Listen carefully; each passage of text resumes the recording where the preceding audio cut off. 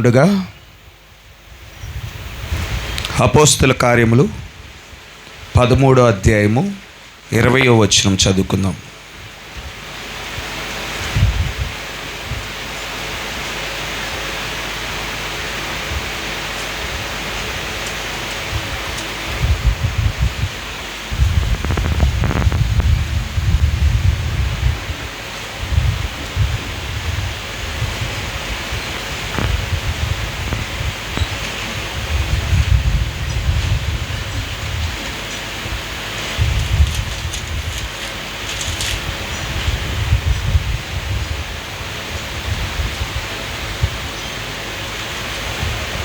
అపోస్తుల కార్యములు 13వ అధ్యాయము 20వ వచనం. ఇంచుమించు 450 సంవత్సరములు ఇట్లు జరిగాను. అటు తర్వాత ప్రవక్త అయిన సమూయేలు వరకు ఆయన వారికి న్యాయాధిపతులను దయచేసెను. ఆ తరువాత వారు రాజు కావాలనని కోరగా దేవుడు బెన్యామీను గోత్రుడును కీషు కుమారుడునైన సౌలును వారికి 40 ఏండ్ల వరకు దయచేసెను. తరువాత అతనిని తొలగించి దావీదును వారికి రాజుగా ఏర్పరిచెను. మరియు ఆయన, నేను యెష్షయి కుమారుడైన దావీదును కనుగొంటిని, అతడు నా ఇష్టానుసారుడైన మనుష్యుడు, అతడు నా ఉద్దేశములన్నీ నెరవేర్చునని చెప్పి అతనిని గూర్చి సాక్ష్యమిచ్చెను. అతని సంతానము నుండి దేవుడు తన వాగ్దానము చొప్పున ఇజ్రాయేలు కొరకు రక్షకుడగు యేసును పుట్టించెను. పరిశుద్ధుడా, జీవం కలిగిన దేవా, జీవాధిపతి, స్తోత్రములు తండ్రి, వందనములు యేసయ్య. ఈ రీతిగా ప్రభువా యేసే, మీ వాక్య లేఖనాలలో నుండి కొన్ని వచనాలు చదవటానికి గాను నీవు కృప చూపించావు తండ్రి. అయితే ప్రభువా యేసయ్య, ఈ వాక్యాన్ని రాయించిన వాడు నీవే అయ్యున్నావు ప్రభువా. ఏ ఉద్దేశముతో ప్రభువా ఈ వాక్య లేఖనాలు రాయించావో ప్రభువా, దానిని బయలుపరచవలసిన వాడవు కూడా ప్రభువా నీవే అయ్యున్నావు తండ్రి. ప్రభువా యేసయ్య, మీ చుట్టూనే మేము సమావేశమై ఉన్నాము తండ్రి. సూటిగా ప్రభువా మా హృదయాలతో మాట్లాడండి, మా జీవితాలతో మాట్లాడండి ప్రభువా. మీ మాటలు, మీ నిత్య జీవపు మాటలు ప్రభువా యేసయ్య, అది మరింత దగ్గరగా మీ వైపు మేము ఆకర్షించబడటానికి ప్రభువా సహాయముగా ఉండినట్లు ప్రభా మాట్లాడమని కోరుచున్నాం తండ్రి. మా తప్పిదాలను ఎత్తి చూపించండి ప్రభా, మా తొందరపాట్లను ఎత్తి చూపించండి ప్రభా, మా అవిధేయతలను ఎత్తి చూపించండి మా గొప్ప దేవుడా. ప్రభువా యేసే, మీ వెలుగు మార్గములో ప్రభువా మేము నడవగలుగుటకు తండ్రి ప్రభా మీ వాక్యముతో ప్రభా మమ్మల్ని సంధించమని కోరుచున్నాము తండ్రి. కూడి వచ్చిన ప్రతి బిడ్డకు ప్రభా ఈ వాక్య లేఖనాలు ఆశీర్వాదకరంగా, దీవెనకరంగా ఉండగలుగుటకు తండ్రి నీవే కృప చూపించమని కోరుకుంటూ ఈ చిన్న ప్రార్థన ప్రభు అయిన యేసుక్రీస్తు నామములో అడిగి వేడుకొంచున్నాము. ఆమేన్. దయచేసి కూర్చోనండి.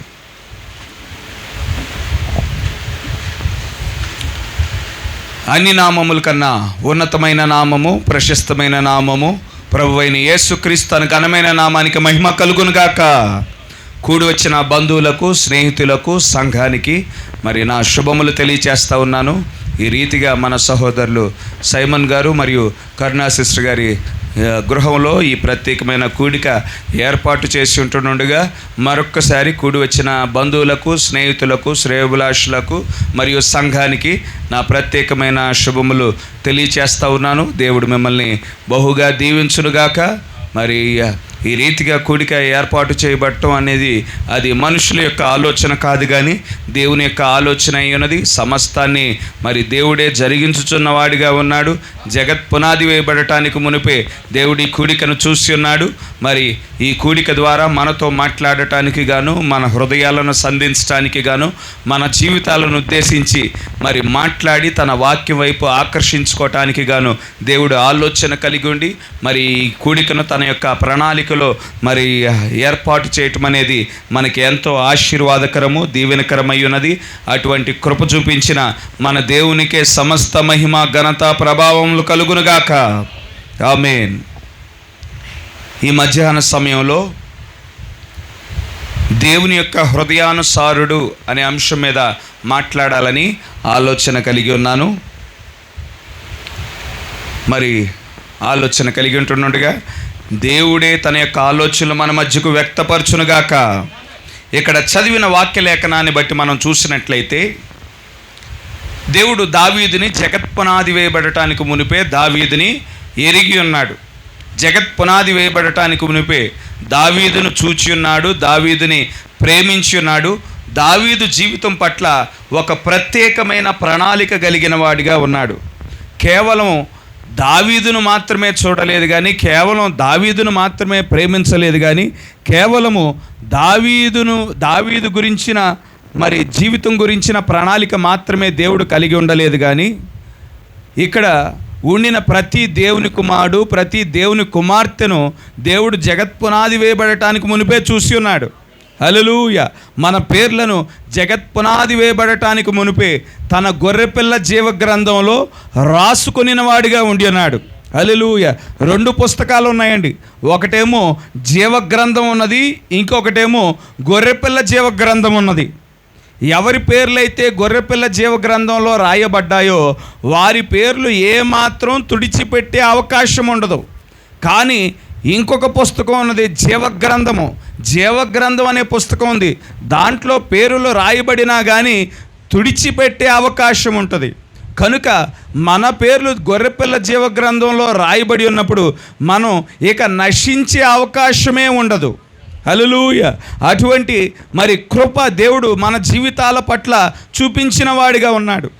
మరి జగత్ పునాది వేయబడటానికి మునిపే, ఈ భూమి సృజించటానికి మునిపే, ఆకాశాన్ని సృజించటానికి మునిపే, పక్షులు జంతువులు సృజించబడటానికి మునిపే మన పేర్లను మన దేవుడు మనల్ని తన యొక్క ఆలోచనలో ముందుగానే చూసి ఉన్నాడు.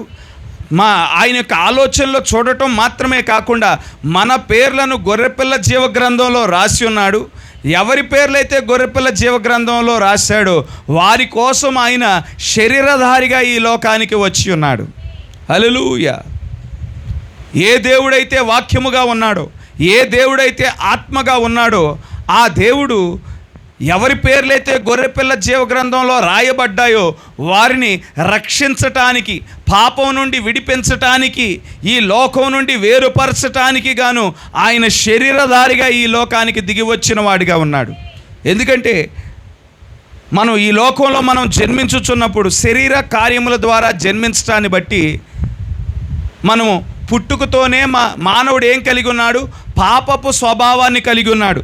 పుట్టుకతోనే అబద్ధ స్వభావాన్ని కలిగిన వాడిగా ఉండి ఉన్నాడు.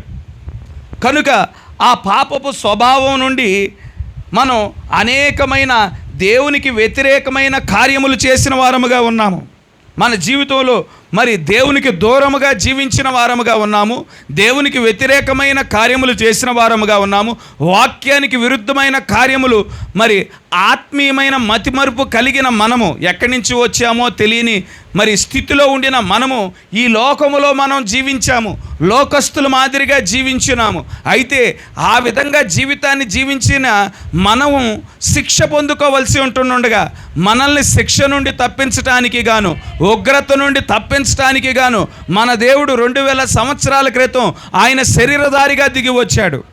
ఆయన శరీరధారిగా దిగి వచ్చి ఆయన పరిశుద్ధుడై ఉన్నాడు. ఆయనలో ఎటువంటి పాపం లేదు, ఆయనలో ఎటువంటి అతిక్రమము లేదు, ఆయనలో ఎటువంటి అవిధేయత లేదు.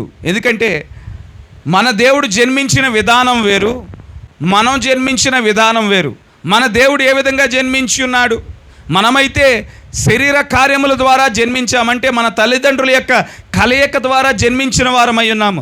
మన దేవుడు ఆ విధంగా జన్మించలేదు. కానీ కన్యకైన మరియను పరిశుద్ధాత్మ ఆవరించినప్పుడు, పరిశుద్ధాత్మ మరి కన్యకైన మరియ గర్భములో ఆమె ఏ పురుషుణ్ణి ఎరిగి ఉండలేదు, మరియ ఏ పురుషుణ్ణి ఎరిగి ఉండలేదు. కానీ పరిశుద్ధాత్మ ఆమెను ఆవరించి ఆమె యొక్క గర్భంలో ఒక రక్త కణాన్ని మరి సృజించటం మనం చూడగలుగుతూ ఉండినాము. తద్వారా మన దేవుడు జన్మించిన వాడిగా ఉన్నాడు. ఆయన శరీర కార్యముల ద్వారా జన్మించకపోవటాన్ని బట్టి ఆయనలో ఎటువంటి అబద్ధ స్వభావం లేదు, ఆయనలో ఎటువంటి పాపపు స్వభావం లేదు. అయితే ఆయన మన కోసం 33.5 సంవత్సరాలు ఈ లోకంలో జీవించాడు. ఈ 33.5 సంవత్సరాలలో మనం ఎటువంటి పరీక్షలైతే ఎదుర్కొంటామో ఆ పరీక్షలన్నిటిలో ఆయనకి సహానుభావం ఉన్నది. సహానుభావం అంటే మనం ఎటువంటి పరీక్షలైతే, ఎటువంటి శోధనలైతే ఈ శరీరంలో ఉంటుండగా మరి నేత్రాశ, శరీరాశ, జీవపు డంబాలను బట్టి మనం ఎన్నో పరీక్షలను మనం ఎదుర్కొంటూ ఉంటాం, ఎన్నో టెంప్టేషన్స్ని ఎదుర్కొంటూ ఉంటాం, ఎన్నో మరి శోధనలు ఎదుర్కొంటూ ఉంటాం. వాటన్నిటిలో అనుభవం పొందుకుని వాడిగా ఉన్నాడు. వాటన్నిటిని ఎదుర్కొని ఎటువంటి పాపము లేనివాడిగా మన దేవుడు జీవించిన వాడిగా ఉన్నాడు. కనుక కలువరి శిలువలో మన కోసమే దూషించబడ్డాడు, మన కోసమే నిందించబడ్డాడు, మన కోసమే అవమానపరచబడ్డాడు. ఆయన చేసిన పాపాన్ని బట్టి ఆయన దూషించబడలా, ఆయన చేసిన పాపాన్ని బట్టి ఆయన అవమానపరచబడలేదు. కానీ మన నిమిత్తము మన స్థానములో నిలబడి ఆయన దూషించబడ్డాడు, అవమానపరచబడ్డాడు, నిందించబడ్డాడు, కొరడాలతో కొట్టబడ్డాడు, ముళ్ళ కిరీటాన్ని ధరించుకుని వాడిగా ఉన్నాడు. ఆ కలువరి శిలువలో తన రక్తాన్ని కార్చి తన ప్రాణాన్ని పెట్టిన వాడిగా ఉన్నాడు. ఎవరి కోసం ప్రాణం పెట్టి ఉన్నాడు?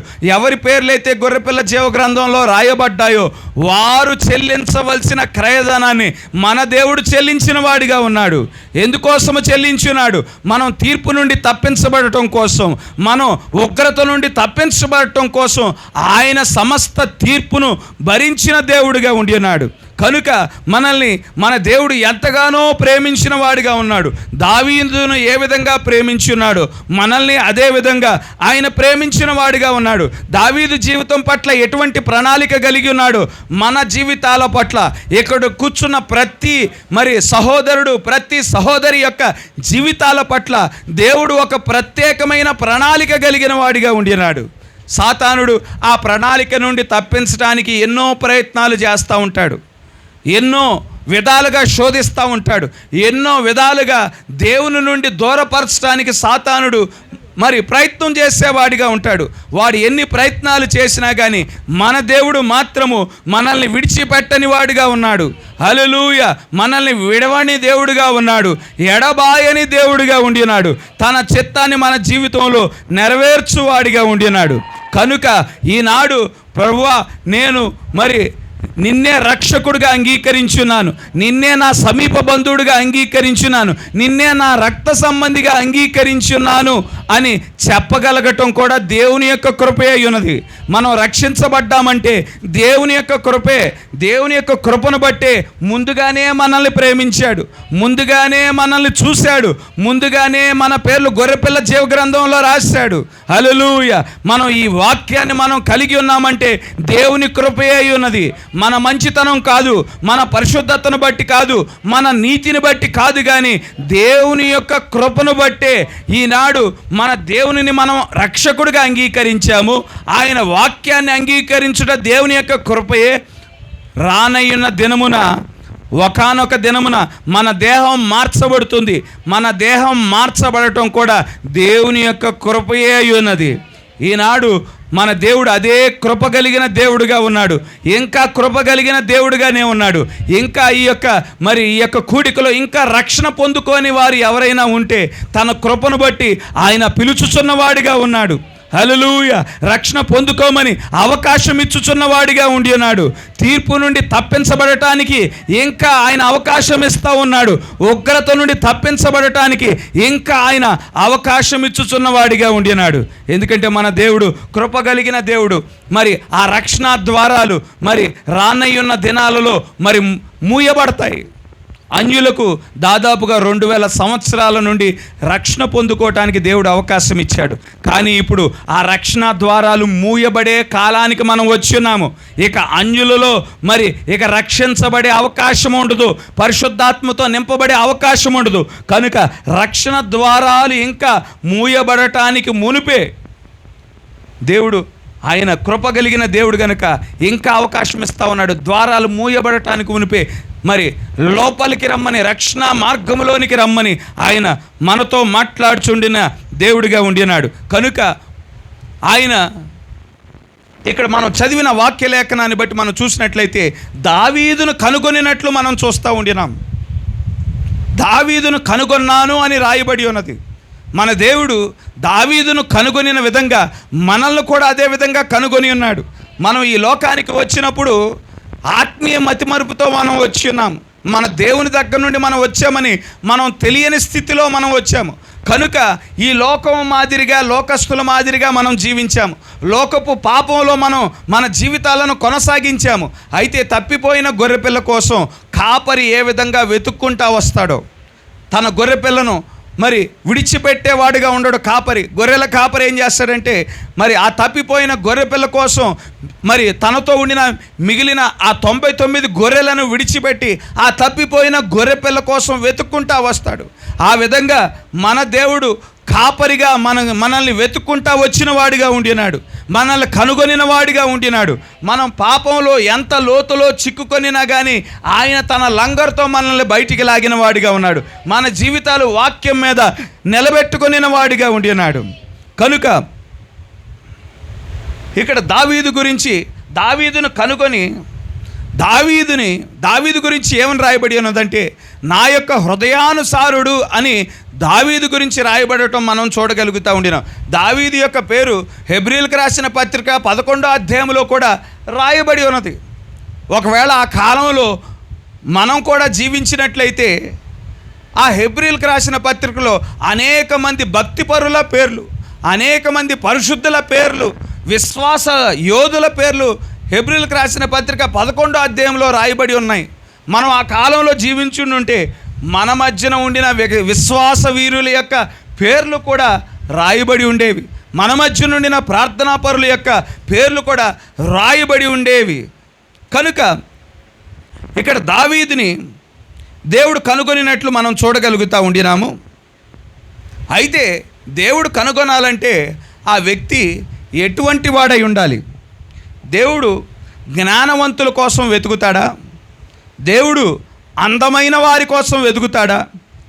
దేవుడు తెలివిగల వారి కోసం వెతుకుతాడా? దేవుడు మంచిగా పాటలు పాడేవారి కోసం వెతుకుతాడా?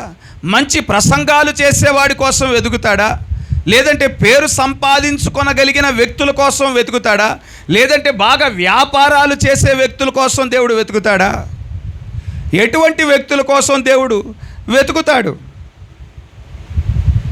దేవుడు ఎటువంటి వ్యక్తుల కోసం వెతుకుతాడంటే, తనను ప్రేమించే వారిని కోసం ఆయన వెతికేవాడిగా ఉన్నాడు. తన చిత్తాన్ని నెరవేర్చడం ఎవరికైతే ఇష్టమో వారి హృదయాలలో చూసి అటువంటి వ్యక్తుల కోసం వెతికేవాడిగా ఉన్నాడు. దేవుని యొక్క పరిపూర్ణమైన చిత్తాన్ని నెరవేర్చడానికి ఇష్టపడే వ్యక్తుల కోసం ఆయన వెతికేవాడిగా ఉండినాడు. కనుక ఇక్కడ దావీదుని దేవుడు కనుగొనినట్లు మనం చూడగలుగుతూ ఉండినాము. దావీదు దేవుని యొక్క హృదయానుసారుడిగా పిలువబడ్డాడు. ఏ గుణలక్షణాలను బట్టి దావీదు హృదయానుసారుడిగా పిలువబడ్డాడో మనం తెలుసుకోవాలి అంటే మనం పాత నిబంధనకి వెళ్ళిపోవలసిన అవసరత ఉన్నది. మరి మొదటి సమూయేలు గ్రంథం 16వ అధ్యాయంలో మనం గమనించినట్లయితే అక్కడ దావీదు తండ్రి అయిన యెషయాకి 8 మంది మగ సంతానమై ఉన్నారు.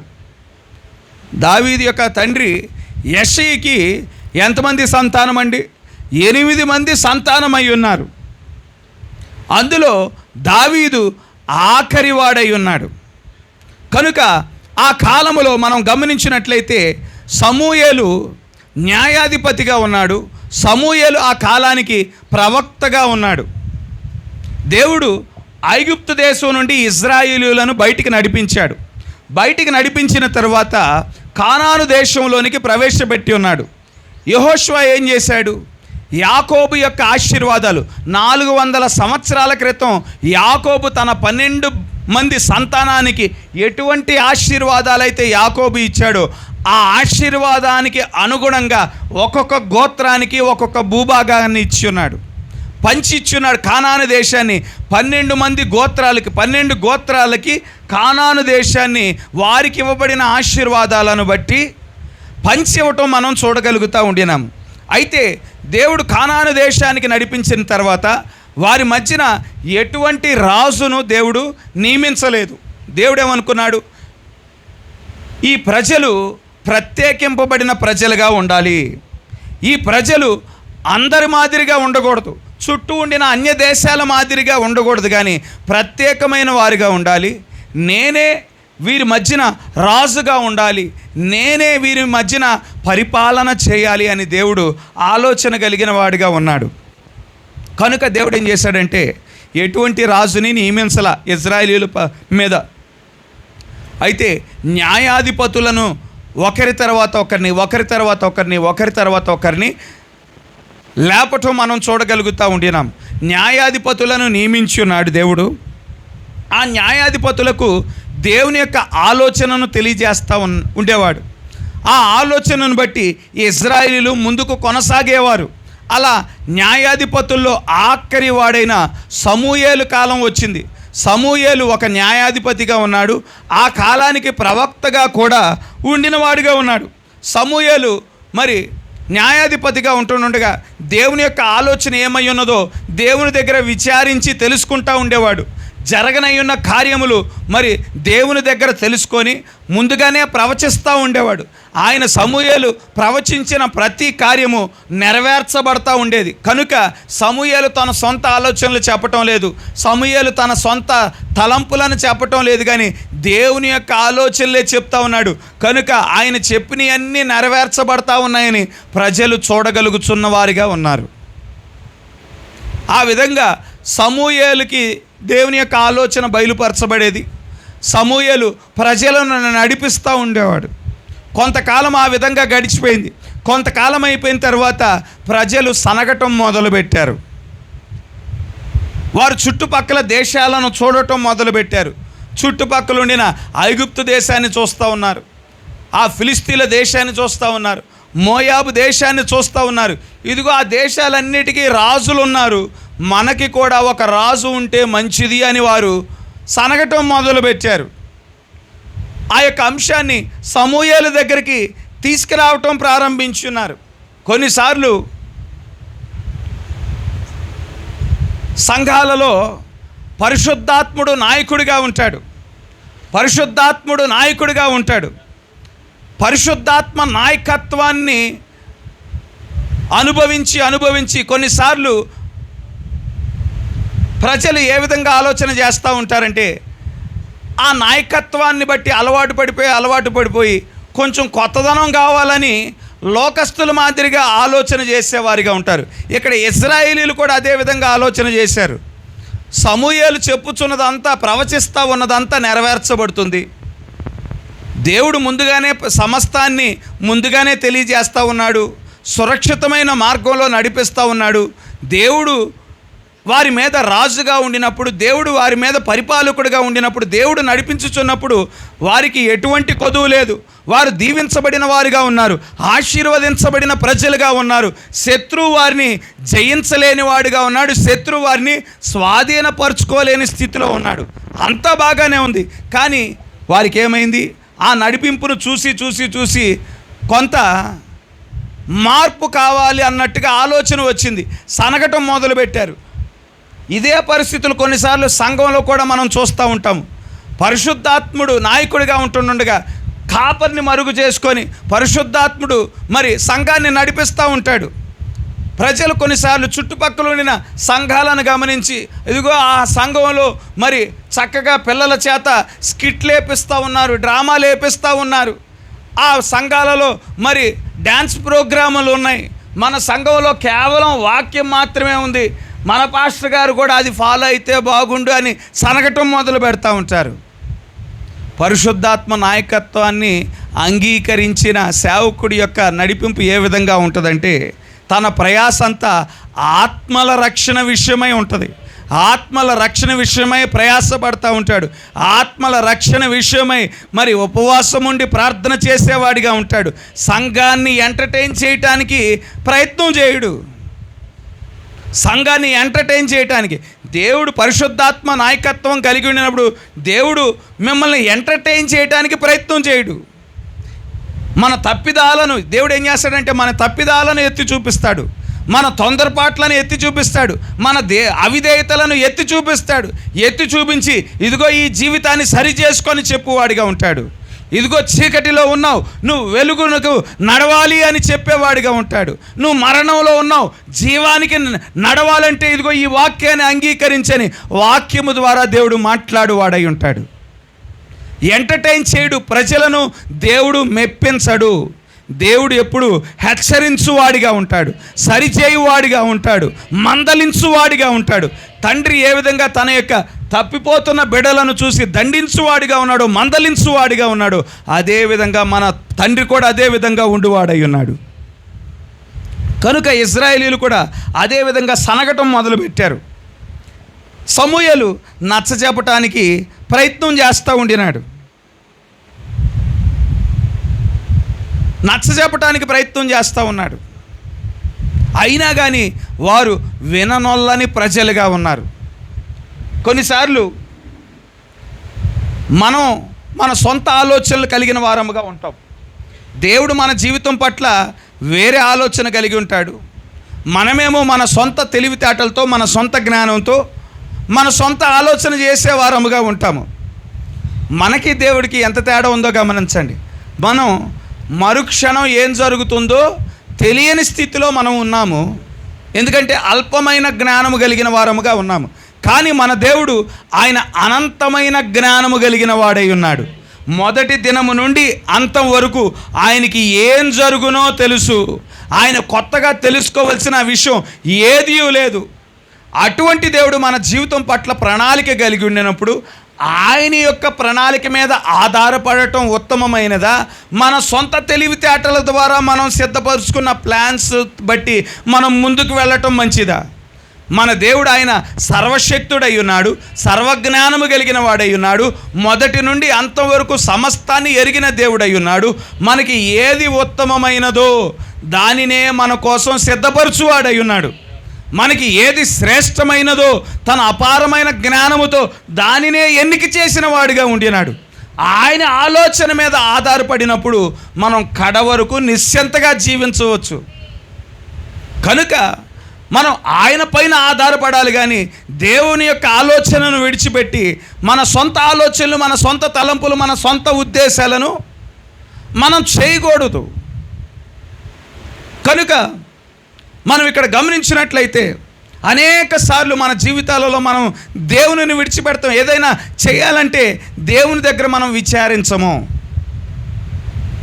ప్రతి చిన్న విషయాన్ని మనం ప్రార్థన ద్వారా దేవుని యొక్క ఆలోచన మనం తెలుసుకోవాల్సిన అవసరత ఉన్నది. ప్రతి చిన్న విషయాన్ని కూడా దేవుని దగ్గర తెలుసుకోవాలనే ఆశ నీ హృదయంలో ఉంటే ప్రతి చిన్న విషయంలో కూడా దేవుడు తన సమాధానాన్ని తెలియచేయటానికి ఆయన సిద్ధంగా ఉండిన దేవుడు అయి ఉన్నాడు. చిన్న చిన్న విషయాలు కూడా తెలుసుకుంటామా అంటే చిన్న చిన్న విషయాలు కూడా తెలుసుకోవాల్సిన అవసరత ఉన్నది. చెప్పటానికి సిద్ధంగా ఉండిన దేవుడు మన దేవుడు అయి ఉన్నాడు. ఆయన నిశ్శబ్దంగా ఉండే దేవుడు కాదు మన దేవుడు, మౌనంగా ఉండే దేవుడు కాదు. మనం ప్రార్థించినప్పుడు ఆయన యొక్క ఆలోచన ఏమై ఉన్నదో ఖచ్చితంగా తెలియజేసేవాడై ఉన్నాడు.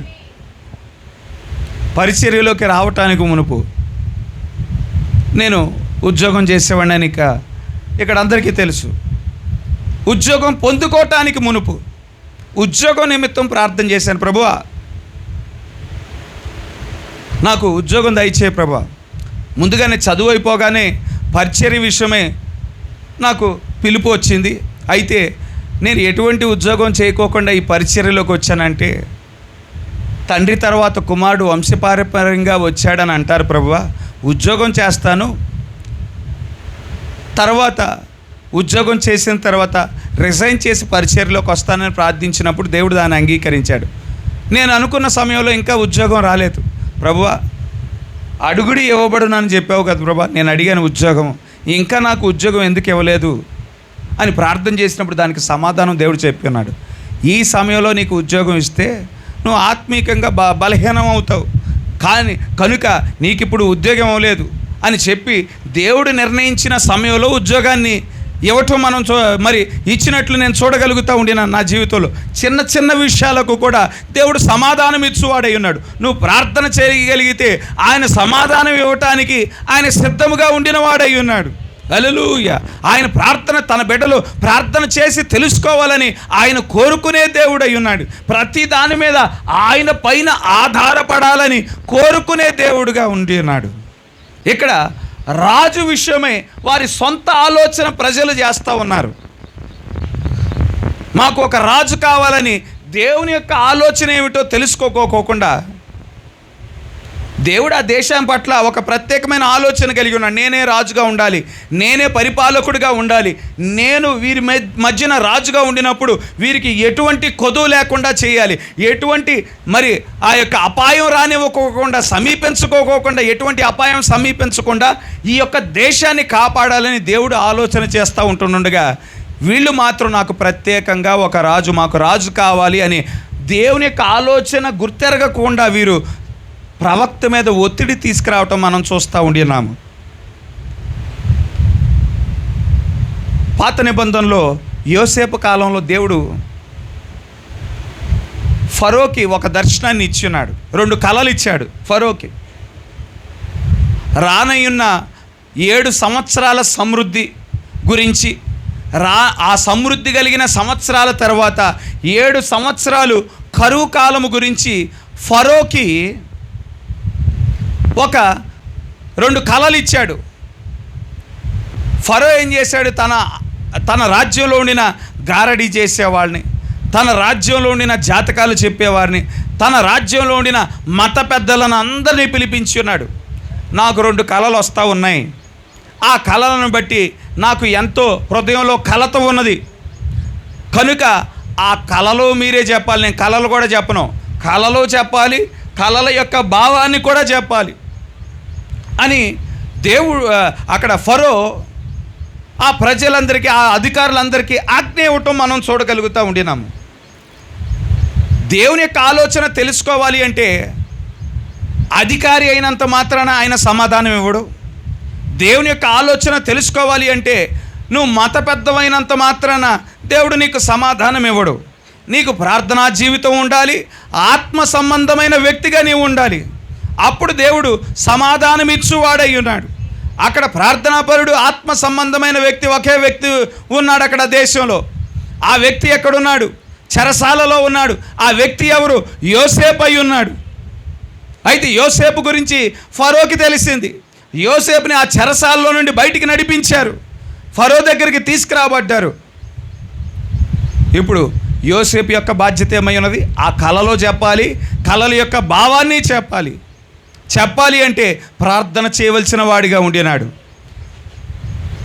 దేవుని యొక్క ఆలోచన మనం తెలుసుకొనినప్పుడు అక్కడ ఏం జరిగిందో గమనించాడు. యోసేపు దేవుని యొక్క ఆలోచన తెలుసుకొనగలిగిన వాడిగా ఉంటున్నాడు. ఎందుకంటే కళలు ఇచ్చిన వాడు దేవుడే అయి ఉన్నాడు, ఆ భావాన్ని చెప్పువాడు దేవుడే అయి ఉన్నాడు. దేవుని యొక్క ఆలోచన ఎప్పుడైతే యోసేపు తెలుసుకున్నాడో, దేవుని యొక్క ఆలోచన ఎప్పుడైతే యోసేపు ద్వారా ఫరో తెలుసుకోగలిగిన వాడిగా ఉన్నాడో, ఆ రానయ్యున్న కరువు నుండి వారు తప్పించబడ్డారు. చుట్టుపక్కల ఉండిన దేశాల వారు కూడా కరువు నుండి తప్పించబడిన వారుగా ఉండినారు. కనుక మన ఆలోచనలు, మన తలంపులు ఎల్లప్పుడూ అవి మనకి హాని చేసేవిగా ఉంటాయి. ఎందుకంటే మరుక్షణంలో ఏం జరుగుతుందో మనకి తెలియదు. కానీ దేవుని యొక్క ప్రణాళిక, దేవుని యొక్క ఆలోచన మన జీవితాలకు శ్రేష్టమైనవి, ఉత్తమమైనవి ఉన్నాయి. అవి మనల్ని అపాయము నుండి తప్పించును, అవి మనల్ని కరువు నుండి తప్పించును, అవి మనల్ని తీర్పు నుండి తప్పించును. హల్లెలూయా. అవి మనల్ని సాతాను యొక్క ఉచ్చు నుండి తప్పించును అనే విషయాన్ని మనం గుర్తించవలసిన అవసరం ఉన్నది. కనుక ఇక్కడ సమూయేలు మీద ఒత్తిడి తీసుకురావటం మొదలుపెట్టారు. సమూయేలు నచ్చ చెప్పడానికి ప్రయత్నం చేశాడు. నేను ప్రవచించిన ప్రవచనాలు మీ మధ్యన నెరవేర్చబడకుండా ఉందా అంటే, సమూయేలు నీలో ఏ ప్రాబ్లం లేదు, నువ్వు ప్రవచించిన ప్రతి ప్రవచనం మరి తూచా తప్పుకోకుండా అన్నీ నెరవేర్చబడ్డాయి. పోనీ నా నిమిత్తం మీ మీద ఎప్పుడైనా భారం మోపానా? లేదు సమూయేలు గారు, నువ్వు ఎప్పుడు మా మీద భారం మోపలేదు. మరి ఎందుకు మీరు మీ మధ్యన ఒక రాజు కావాలని మీరు కోరుకుంటూ ఉంటున్నారు? దేవుడే ఇప్పుడు మన మధ్యన రాజుగా ఉన్నాడు, దేవుడే మన మధ్యన నాయకుడిగా ఉన్నాడు అని నచ్చ చెప్పడానికి ప్రయత్నం చేసినా కానీ ఇశ్రాయేలీయులు విననొల్లని వారిగా ఉంటున్నారు. ఇక సమూయేలు ఏం చేశాడు? ఇక ప్రార్థన చేయటం మొదలుపెట్టాడు. ప్రార్థన చేయటం మొదలుపెట్టగా దేవుడు ఉత్తరం ఇస్తూ ఉంటున్నాడు. సమూయేలు నువ్వు బాధపడమాక, వారు తిరస్కరించింది న్యాయాధిపతిగా ఉండిన నిన్ను తిరస్కరించలా, ప్రవక్తగా ఉండిన నిన్ను కాదు తిరస్కరించింది. వారి మధ్యన నేనే కదా రాజుగా ఉన్నాను, నేనే కదా పరిపాలకుడిగా ఉన్నాను, నన్నే తిరస్కరించారు అని దేవుడు సమూయేలుకి సమాధానం ఇవ్వటం మనం చూడగలుగుతూ ఉన్నాము. సమాధానం ఇచ్చి ఇశ్రాయేలీయులు ఎటువంటి ఆలోచన కలిగి ఉన్నారో ఆ ఆలోచనను బట్టి దేవుడు ఒక రాజుని ఇవ్వటం మనం చూస్తూ ఉన్నాము. సాధారణంగా మానవులు ఎటువంటి ఆలోచనలు కలిగి ఉంటారు? ఎటువంటి రాజును కోరుకుంటారు? మా రాజుగారు అందమైన వాడిగా ఉండాలి, మా రాజు ఆజానుబాహుడిగా ఉండాలి, మా రాజు బలవంతుడిగా ఉండాలి, మా రాజు ధైర్యవంతుడిగా ఉండాలి అని ప్రజలు కోరుకుంటారు. మన దేవుడు హృదయ ఆలోచనలు ఎరిగిన దేవుడై ఉన్నాడు. తలంపులు ఎరిగిన దేవుడై ఉన్నాడు. కనుక అక్కడ ఇశ్రాయేలీయుల యొక్క ఆలోచనలన్నిటిని ఆయన పరీక్షించి వారి ఆలోచనలను బట్టి ఒక రాజును ఇవ్వటం మనం చూడగలుగుతూ ఉండినాం. వారు కోరుకునేనట్లే సౌలు ఇవ్వబడ్డాడు రాజుగా. ఇశ్రాయేలీయులకు మొదటి రాజు సౌలు అయి ఉన్నాడు. ఆ సౌలు దేవుని యొక్క ఎన్నిక కాదండి. సౌలు మానవుల యొక్క ఎన్నిక, మానవుల యొక్క ఆలోచన ప్రకారము అటువంటి వ్యక్తిని దేవుడు వారి మధ్యన నిలబెట్టడం మనం చూడగలుగుతూ ఉండినాం. వారు కోరుకున్నట్టు సౌలు అందమైన వాడే, వారు కోరుకున్నట్టు సౌలు ఆజానుబాహుడై ఉన్నాడు, 7 అడుగుల వ్యక్తి అయి ఉన్నాడు. ఆయన నిలబడితే ఆయన సైన్యంలో ఏ ఒక్కరు కూడా తన భుజాలు దాటిన ఎత్తులేరంట, అంత ఎత్తు అయిన వాడు సౌలు. బలవంతుడై ఉన్నాడు, జ్ఞానవంతుడై ఉన్నాడు. బాగానే ఉంది. అందమైన వాడైతే, బలవంతుడైతే, ఆజానుబాహుడైతే, జ్ఞానవంతుడైతే సరిపోతుందా? ఈ మధ్యన సంఘాలలో కూడా పాస్టర్లను సంఘాలే ఎన్నిక చేసుకుంటూ ఉంటారు. వారి ఆలోచన ఎలా ఉంటుందంటే, మా పాస్టర్ గారు బాగా చదువుకున్నవాడు కావాలి, మా పాస్టర్ గారు బాగా అనర్గళంగా మాట్లాడగలిగిన వాడు కావాలి, మా పాస్టర్ గారు ఇంగ్లీష్లోను తెలుగులోను కుక్క తిప్పుకోకుండా మాట్లాడిన వాడు అయి ఉండాలి, మా పాస్టర్ గారు పలానా బైబిల్ కాలేజీలో, ఇంటర్నేషనల్ బైబిల్ కాలేజీలో ట్రైనింగ్ పొందుకున్న వాడు కావాలి అని సాధారణంగా మానవులు కోరుకుంటారు. ఇక్కడ ఇశ్రాయేలీయులు కూడా అదే కోరుకునే వారుగా ఉన్నారు. ఇవన్నీ చూస్తారు, కానీ మానవుడు చూడని కార్యం ఏంటంటే, రాజు అందమైన వాడే ఓకే, ఆజానుబాహుడే ఓకే, బలవంతుడే ఓకే, బాగా ఎత్తుగలిగిన వాడే ఓకే, బాగానే ఉంది. అయితే దేవుని యొక్క చిత్తాన్ని విచారించి దేవుని యొక్క చిత్తాన్ని జరిగించువాడా కాదా అని ఇశ్రాయేలీయులు చూడని వారిగా ఉండి ఉన్నారు. దేవునికి భయపడతాడా, దేవునిని ప్రేమిస్తాడా, దేవుని దగ్గర దేవుని యొక్క ఆలోచన ఏమై ఉన్నదో విచారించేవాడిగా ఉన్నాడా, దేవుడు తన పక్షాన నిలబడతాడా? దేవునిని ప్రేమిస్తే దేవుడు పక్షాన నిలబడతాడు. అటువంటి దేవునిని ప్రేమించి దేవుని యొక్క వాక్యాన్ని నెరవేర్చేవాడిగా మా రాజు ఉంటాడా? అలా ఉండినప్పుడు దేవుడు ఆయన పక్షాన నిలబడతాడు, ప్రతి యుద్ధాన్ని జయించగలుగుతాడని వారు ఆలోచించని వారిగా ఉన్నారు.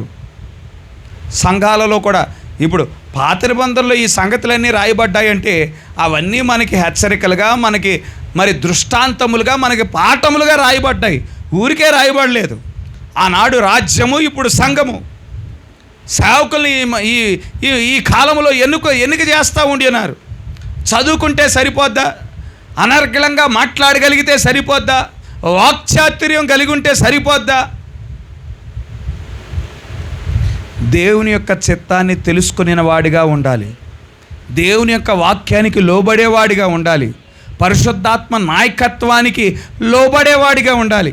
కష్టమైన, నష్టమైన, నింద అయినా, అపనింద అయినా రాజీ పడుకోకుండా దేవుని వాక్యాన్ని యథార్థంగా బోధించేవాడిగా ఉండాలి.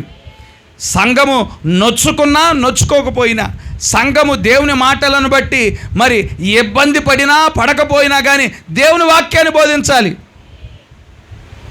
సంఘం కోరుకునే మాటలు చెప్పటం కాదు కాపరి అంటే దేవుని యొక్క ఆలోచనను వ్యక్తపరిచేవాడై ఉన్నాడు, హెచ్చరించేవాడిగా ఉన్నాడు, సరిచేసేవాడిగా ఉన్నాడు, బుద్ధి చెప్పేవాడిగా ఉన్నాడు, మందలించేవాడిగా ఉన్నాడు. అదంతా పరిశుద్ధాత్మ నాయకత్వం కలిగి ఉండినప్పుడు మాత్రమే చెప్పగలిగిన వాడిగా ఉంటాడు.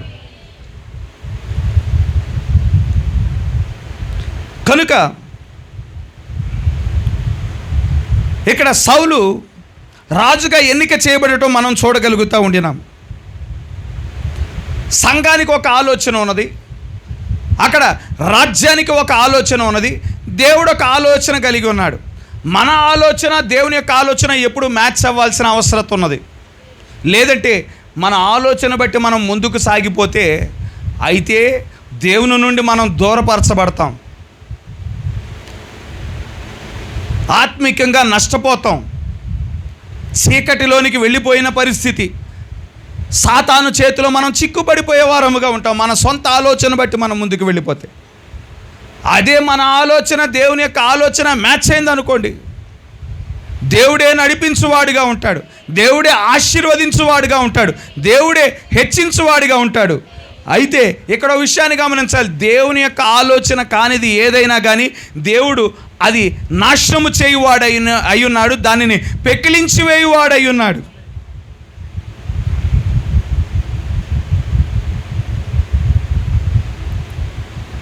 ఇక్కడ సౌలును మనం చూసుకున్నట్లయితే వారు కోరుకునే విధంగా సౌలు బలవంతుడే, సౌలు అందమైన వాడే, సౌలు ఆజానుబాహుడే, సౌలు జ్ఞానవంతుడే అయి ఉన్నాడు.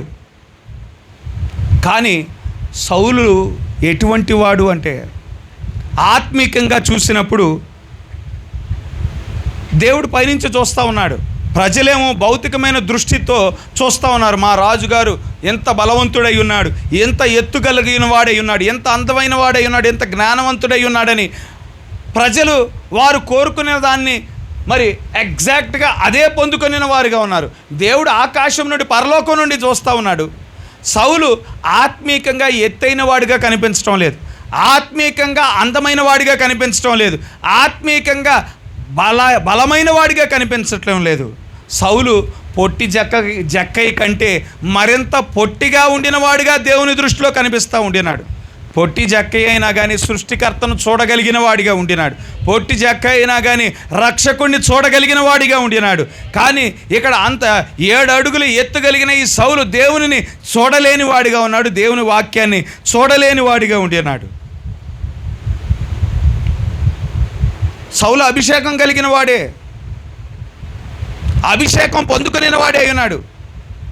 సౌలు మీదకి సౌలుని అభిషేకించింది సమూయేలే అయి ఉన్నాడు. అయితే అభిషేకాలలో కూడా రకాలు ఉన్నాయి. ఎటువంటి అభిషేకం పొందుకొని ఉన్నాడు, ఆ అభిషేకం ఎంతవరకు చేరుకుందో కూడా ప్రాముఖ్యత ఉన్నది. శరీరం మీద దేవుని యొక్క ఆత్మ, దేవుని యొక్క అభిషేకం దిగి వచ్చింది అనుకోండి, నశించే అవకాశం ఉన్నది. శరీరం దాటుకొని ఆత్మ మీద దేవుని యొక్క ఆత్మ అభిషేకము దిగి వచ్చినా కానీ ఆ వ్యక్తి నశించే అవకాశం ఉంటుంది.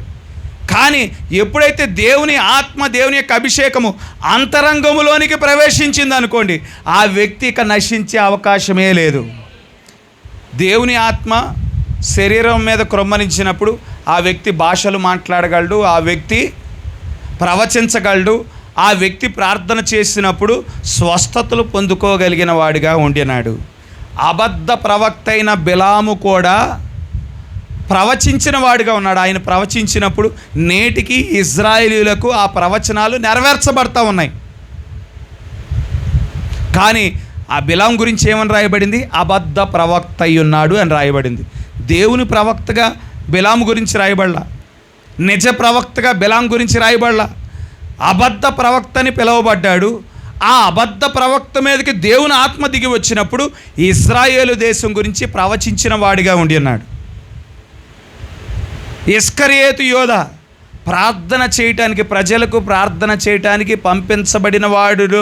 మరి 70 మంది దేవుడు పంపించాడు కదా శిష్యులు, 70 మంది శిష్యులను యేసుక్రీస్తు వారు పంపించారు ప్రార్థన చేయమని. ఇద్దరేసి వ్యక్తులను పంపించాడు. ఆ పంపించబడిన వారిలో ఇస్కరియోతు యోధ కూడా ఒకడై ఉన్నాడు. ఆ ఇస్కరియోతు యోధ కూడా ప్రార్థన చేసినప్పుడు ప్రజలు స్వస్థతలు పొందుకొనిన వారిగా ఉండి ఉన్నారు. అయితే ఆ ఇస్కరియోతు యోధ గురించి ఏమని రాయబడింది? పాప పురుషుడని రాయబడి ఉన్నది. కనుక దేవుని యొక్క ఆత్మ శరీరం మీద క్రొమ్మరించబడినప్పుడు భాషలు మాట్లాడవచ్చు, మాట్లాడకపోవచ్చు.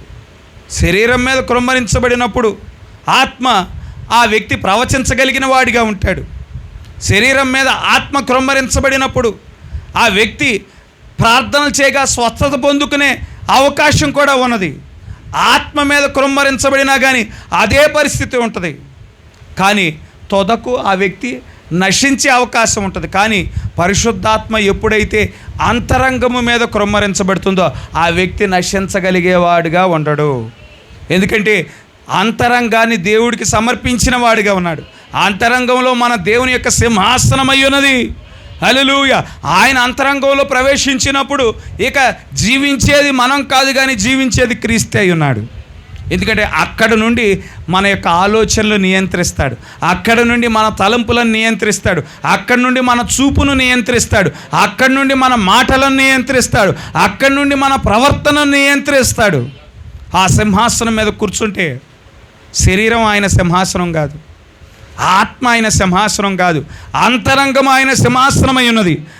అక్కడ అది మన యొక్క మరి శరీరంలో సెంట్రల్ పార్ట్ అయి ఉన్నది, ప్రాముఖ్యమైన భాగం అయి ఉన్నది. అక్కడికి ఆయన ప్రవేశించగలిగితే, దేవుడు ప్రవేశించగలిగితే ఇక ఆ వ్యక్తి నశించే అవకాశమే లేదు.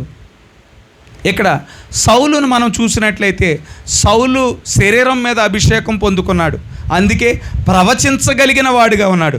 ప్రవచించినప్పటికీ ఏ దేవుని ఆత్మ అయితే సౌలు పొందుకోవటాన్ని బట్టి, శరీరం మీద కృమ్మరించబడటాన్ని బట్టి సౌలు ప్రవచించగలిగిన వాడిగా ఉన్నాడు. ప్రవచించిన అదే సౌలు ఆయన ఎటువంటి స్వభావాన్ని కలిగి ఉన్నాడో గమనించండి. ప్రవచించిన అదే సౌలు దేవుని వాక్యం సమూయేలు ద్వారా వచ్చినప్పుడు ఆ వాక్యాన్ని తిరస్కరించిన వాడిగా ఉన్నాడు. దేవుని ఆత్మ దిగి రావటం వలన ప్రవచించిన అదే సౌలు యాజకులను చంపిన వాడిగా ఉండినాడు. దేవుని ఆత్మ దిగి రావటం ద్వారా ప్రవచించిన సౌలు తనకంటే ఒక వ్యక్తి దేశంలో హెచ్చించబడతా ఉన్నాడు అంటే చూసి ఓర్వలేని వ్యక్తిగా ఉండి ఉన్నాడు.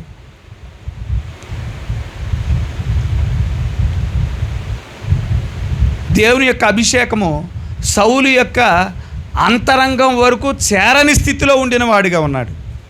అందుకే ఈ వాక్యాన్ని తిరస్కరించగలిగాడు, యాజకులను చంపగలిగిన వాడిగా ఉన్నాడు. దేవుడు వేరొక వ్యక్తిని తన దేశంలో వాడుకుంటున్నాడంటే చూసి ఓర్వలేని వాడిగా ఉండి ఉన్నాడు. కనుక నిజముగా ఒక వ్యక్తి పరిశుద్ధాత్మ పొందుకున్నాడా లేదా వివేచించగలగటం చాలా సులువు. అనేక సార్లు ఈ వ్యక్తి పరిశుద్ధాత్మ పొందుకున్నాడు, ఈ వ్యక్తి పరిశుద్ధాత్మ పొందుకున్నాడు అని అనుకుంటాము, కానీ అది నిజముగా ఆ పరిశుద్ధాత్మ అంతరంగం వరకు చేరిందా లేదా అనేది మనం చాలా సునాయాసముగా మనం గుర్తించగలుగుతాము. దానికి ప్రవక్త అంటా ఉన్నాడు, వివేచన వరం అవసరం లేదంటే నిజంగా పరిశుద్ధాత్మ అంతరంగం వరకు ఈ వ్యక్తి జీవితంలో చేరిందా అని చెప్పటానికి వివేచన వరం అవసరం లేదంట.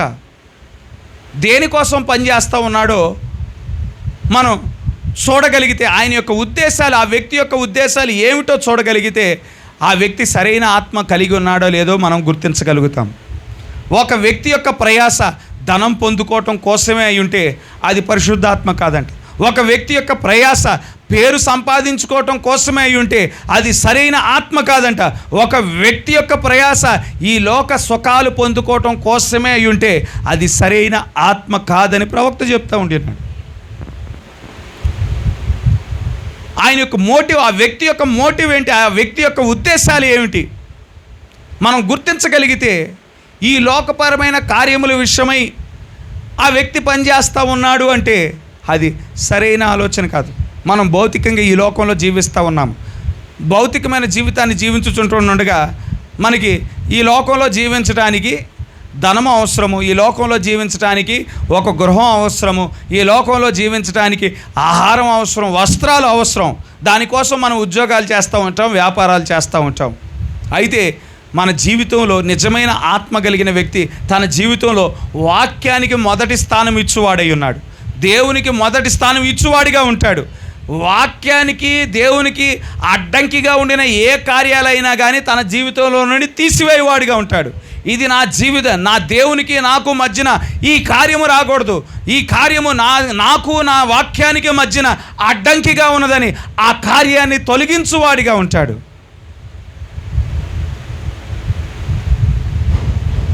కనుక ప్రధానమైన స్థానము మన జీవితంలో వాక్యానికి, మన దేవునికి ఇవ్వవలసిన అవసరం ఉన్నది. అటువంటి స్థితికి వచ్చిన వ్యక్తి దేవుని యొక్క ఆత్మను తన అంతరంగములో కలిగిన వాడిగా ఉన్నాడు. గలతీయులకు రాసిన పత్రిక 5వ అధ్యాయం 19వ వచనంలో ఒక మాట రాయబడి ఉంది.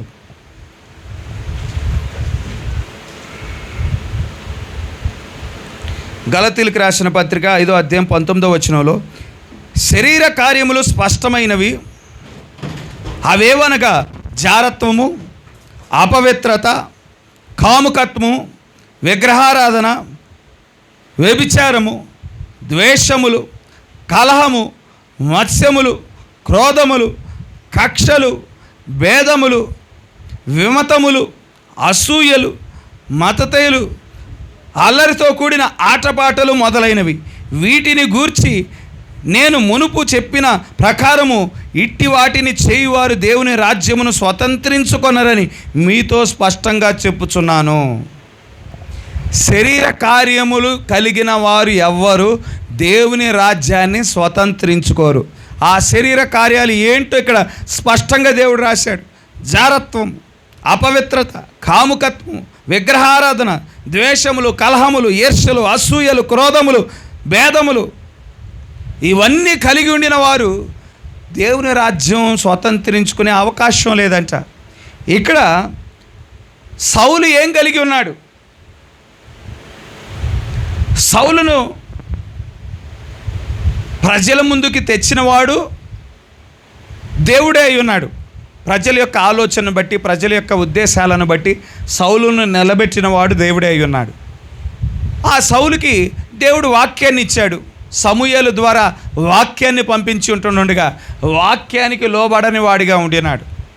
తన పేరును కాపాడుకోవటం కోసం వాక్యాన్ని తృణీకరించిన వాడిగా ఉన్నాడు. ఇక దేవుడు ఏం చేశాడు? నువ్వు వాక్యాన్ని తృణీకరించావు, నీ దగ్గర నుండి, నీ కుటుంబం దగ్గర నుండి నీ రాజ్యాన్ని తీసివేసి మరొకరికి ఇస్తానని దేవుడు ప్రవచించి ఉన్నాడు. సమూయేలు ద్వారా మరి తెలియజేసిన వాడిగా ఉండినాడు. ఇప్పుడు దేవుడు వేరో వ్యక్తిని లేపుతూ ఉంటుంటే, వేరొక వ్యక్తిని హెచ్చిస్తూ ఉంటుంటే దాన్ని చూసి ఓర్వలేని వాడిగా ఉండినాడు, తట్టుకోలేని వాడిగా ఉండినాడు. దేవుడు ఒక వ్యక్తిని హెచ్చిస్తూ ఉండినప్పుడు, దేవుడు ఒక వ్యక్తిని ఆశీర్వదిస్తూ ఉండినప్పుడు ఓర్వలేని మనస్తత్వం, అది సంఘాలలో అయినా కానీ వ్యక్తిగతంగా అయినా కానీ, అది ఎటువంటి వ్యక్తి అయి ఉన్నాడు? సౌలు వంటి వ్యక్తి అయి ఉన్నాడు. ఈర్ష్యలు, అసూయలు ఇవన్నీ శరీర కార్యములు అయి ఉన్నాయి. శరీర కార్యములు కలిగిన వారు ఏం చేస్తారు? దేవుని రాజ్యాన్ని స్వతంత్రించుకోలేని వారిగా ఉన్నారని ఇక్కడ స్పష్టంగా గలతీయులకు రాసిన పత్రిక 5వ అధ్యాయం 19వ వచనంలో స్పష్టంగా చెప్పబడతా ఉంది. ఆ వాక్య భాగాన్ని ఒకసారి చూద్దామండి. సమూయేలు మొదటి గ్రంథము 18వ అధ్యాయము 6వ వచనం. సమూయేలు మొదటి గ్రంథం 18వ అధ్యాయము 6వ వచనం. దావీదు ఫిలిష్తీని హతము చేసి తిరిగి వచ్చినప్పుడు స్త్రీలు ఇశ్రాయేలీలు ఊళ్ళన్నిటిలో నుండి తంబుర్లతోనూ సంబరముతోనూ వాయిద్యముతోనూ పాడుచు నాట్యమాడుచు రాజైన సౌలును ఎదుర్కొనుటకై వచ్చిరి. ఆ స్త్రీలు గాన ప్రతిగానములు చేయుచు వాయించుచు సౌలు 1000 కొలదియు దావీదు 10,000 కొలదియు శత్రువులను హతము చేసిరనిరి. ఆ మాటలు సౌలునకు ఇంపుగా నుండనందున అతడు బహు కోపం తెచ్చుకొని, వారు దావీదునకు 10,000 కొలిదనియు నాకు 1000 కొలిదనియు స్తుతులు పాడిరే, రాజ్యము తప్ప మరి ఏమి అతడు తీసుకొనగలడనుకొనెను. ఫిలిస్తీయులతో యుద్ధం చేయటానికి సౌలుతో పాటు దావీదు కూడా వెళ్ళాడు. ఫిలిస్తీయులతో యుద్ధం చేశాడు. ఆ యుద్ధంలో గెలిచి సంతోషంగా తిరిగి వస్తూ ఉన్నారు. ఊళ్ళన్నీ ఖాళీ చేసుకొని సౌలు వస్తూ ఉన్నాడని, సౌలు యొక్క సైన్యం అంతా వస్తూ ఉన్నారని ఆ దేశంలో ఉండిన స్త్రీలందరికీ తెలిసినప్పుడు స్త్రీలు సంతోషంగా రాజును స్వాగతించడానికి, సైన్యాన్ని స్వాగతించడానికి మరి ఊళ్ళన్నీ ఖాళీ చేసుకొని సౌలును ఎదుర్కోవటానికి వెళ్ళారు. వెళ్తూ వారు మరి ఉట్టి చేతులతో వెళ్ళలేదు. వారితో పాటు తంబురులు తీసుకువెళ్ళారు. వారితో పాటు ఏం తీసుకెళ్ళారు? తంబురులు తీసుకెళ్ళారు, సితారాలు తీసుకువెళ్ళారు, నాట్యాలు చేసుకుంటూ వెళ్ళారు, పాటలు పాడుకుంటూ వెళ్ళిన వారిగా ఉండినారు. సౌలు వచ్చుచున్న స్త్రీలను చూసి చాలా సంతోషించాడు. మొదట్లో ప్రారంభంలో చాలా సంతోషించాడు. ఇదిగో ఇక నా రాజ్యపు స్త్రీలంతా వస్తూ ఉన్నారు, నేను ఫిలిస్తీయుల్ని మరి ఓడించినందుకు గాను ఇక పొగడ్తలతో ముంచెత్తుతారు, ఇక గాన ప్రతిగానాలు చేస్తారు, నా చుట్టూ నాట్యం చేస్తారని ఆనందించిన వాడిగా ఉండినాడు. ఒక పురుషుడు పొగుడు కంటే స్త్రీ వచ్చి పొగిడినప్పుడు చాలా సంతోషపడేవాడిగా ఉంటాడు.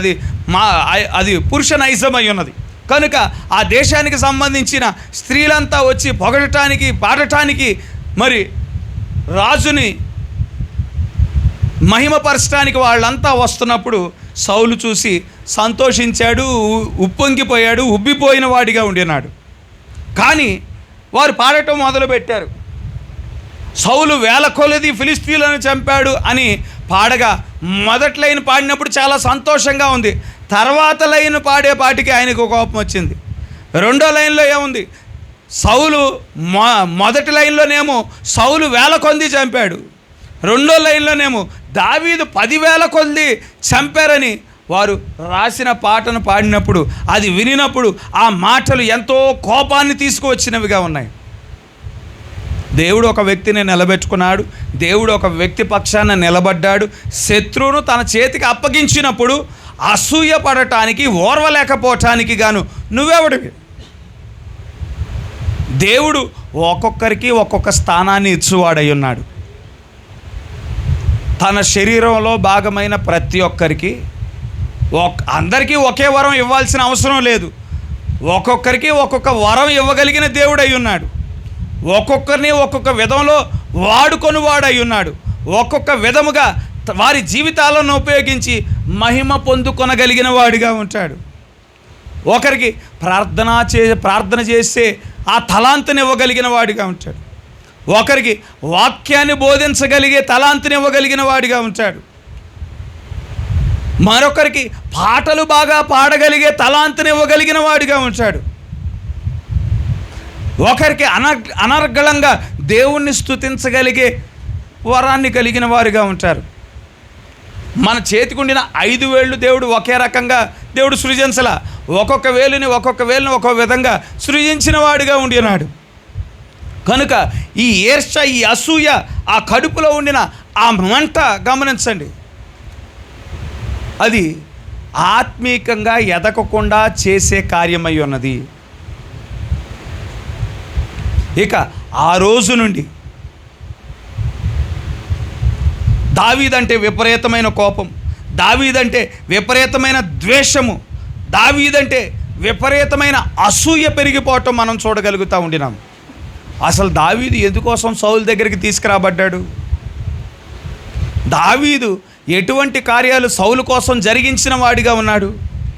7 అడుగులు ఉండిన సౌలు గొలియాతును ఎదుర్కోవటానికి భయపడిన వాడిగా ఉన్నాడు. సౌలు ఏమైనా పొట్టివాడా? సౌలు 7 అడుగులు ఎత్తుగలిగిన వాడై ఉన్నాడు, బలవంతుడై ఉన్నాడు, ఆజానుబాహుడై ఉన్నాడు. గొలియాతు వచ్చినప్పుడు, గొలియాతు 9 అడుగుల వాడంట. గొలియాతు వచ్చినప్పుడు గొలియాతును ఎదుర్కోవటానికి భయపడిన వాడిగా ఉండినాడు, పోరాడటానికి ముందుకు రాని వాడిగా ఉండినాడు. దావీదు 5 అడుగులే, దావీదు 5 అడుగుల వాడే అయి ఉన్నాడు.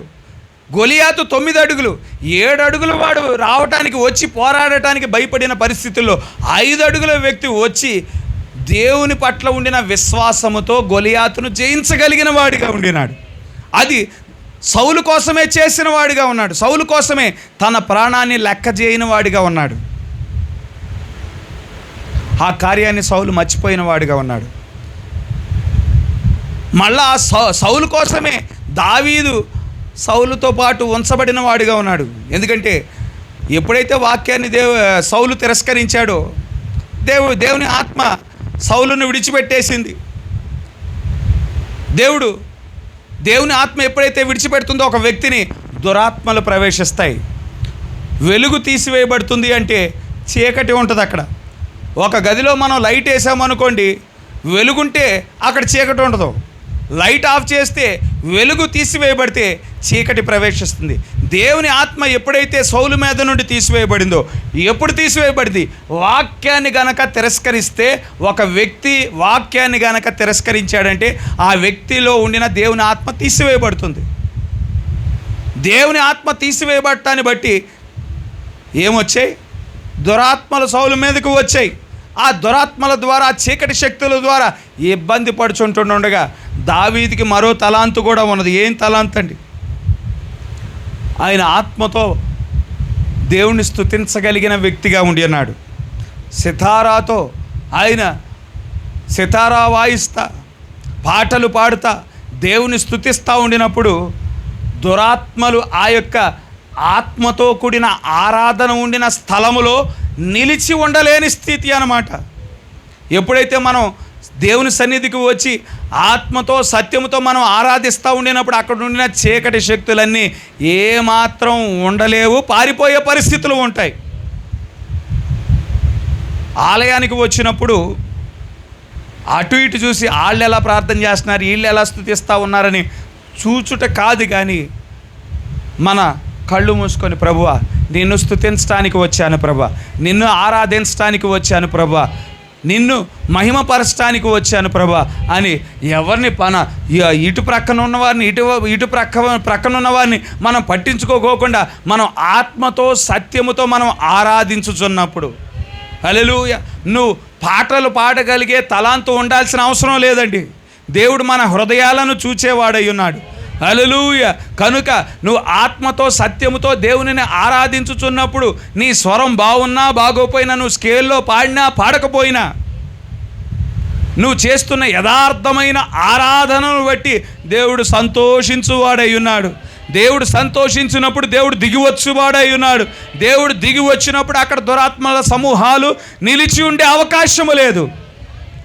అది దేవుని ఆలయంలో అయినా కానీ, నీ యొక్క సొంత గృహంలో అయినా కానీ, మీ గృహాలలో నీవు యథార్థ హృదయంతో వాక్యాన్ని చదువుతున్నప్పుడు, యథార్థ హృదయంతో దేవుని స్తుతించుచున్నప్పుడు, యథార్థ హృదయంతో పాటలు పాడుచున్నప్పుడు, కీర్తించుచున్నప్పుడు అక్కడ కాపరి ఉండాల్సిన అవసరం లేదు. నువ్వు నీ గృహంలో మరి ఆ యొక్క కుటుంబ ఆరాధన జరిగించుచున్నప్పుడు, నీ కుటుంబంగా నువ్వు సమావేశమై, నీ భార్యతో నీ బిడ్డలతో నువ్వు సమావేశమై, నీ కుటుంబంతో సమావేశమై నువ్వు ప్రార్థించుచున్నప్పుడు, యథార్థ హృదయంతో నువ్వు ప్రార్థించుచున్నప్పుడు, యథార్థ హృదయంతో దేవుణ్ణి స్తుతించుచున్నప్పుడు దేవుని యొక్క పరిశుద్ధాత్మ దిగి వస్తుంది.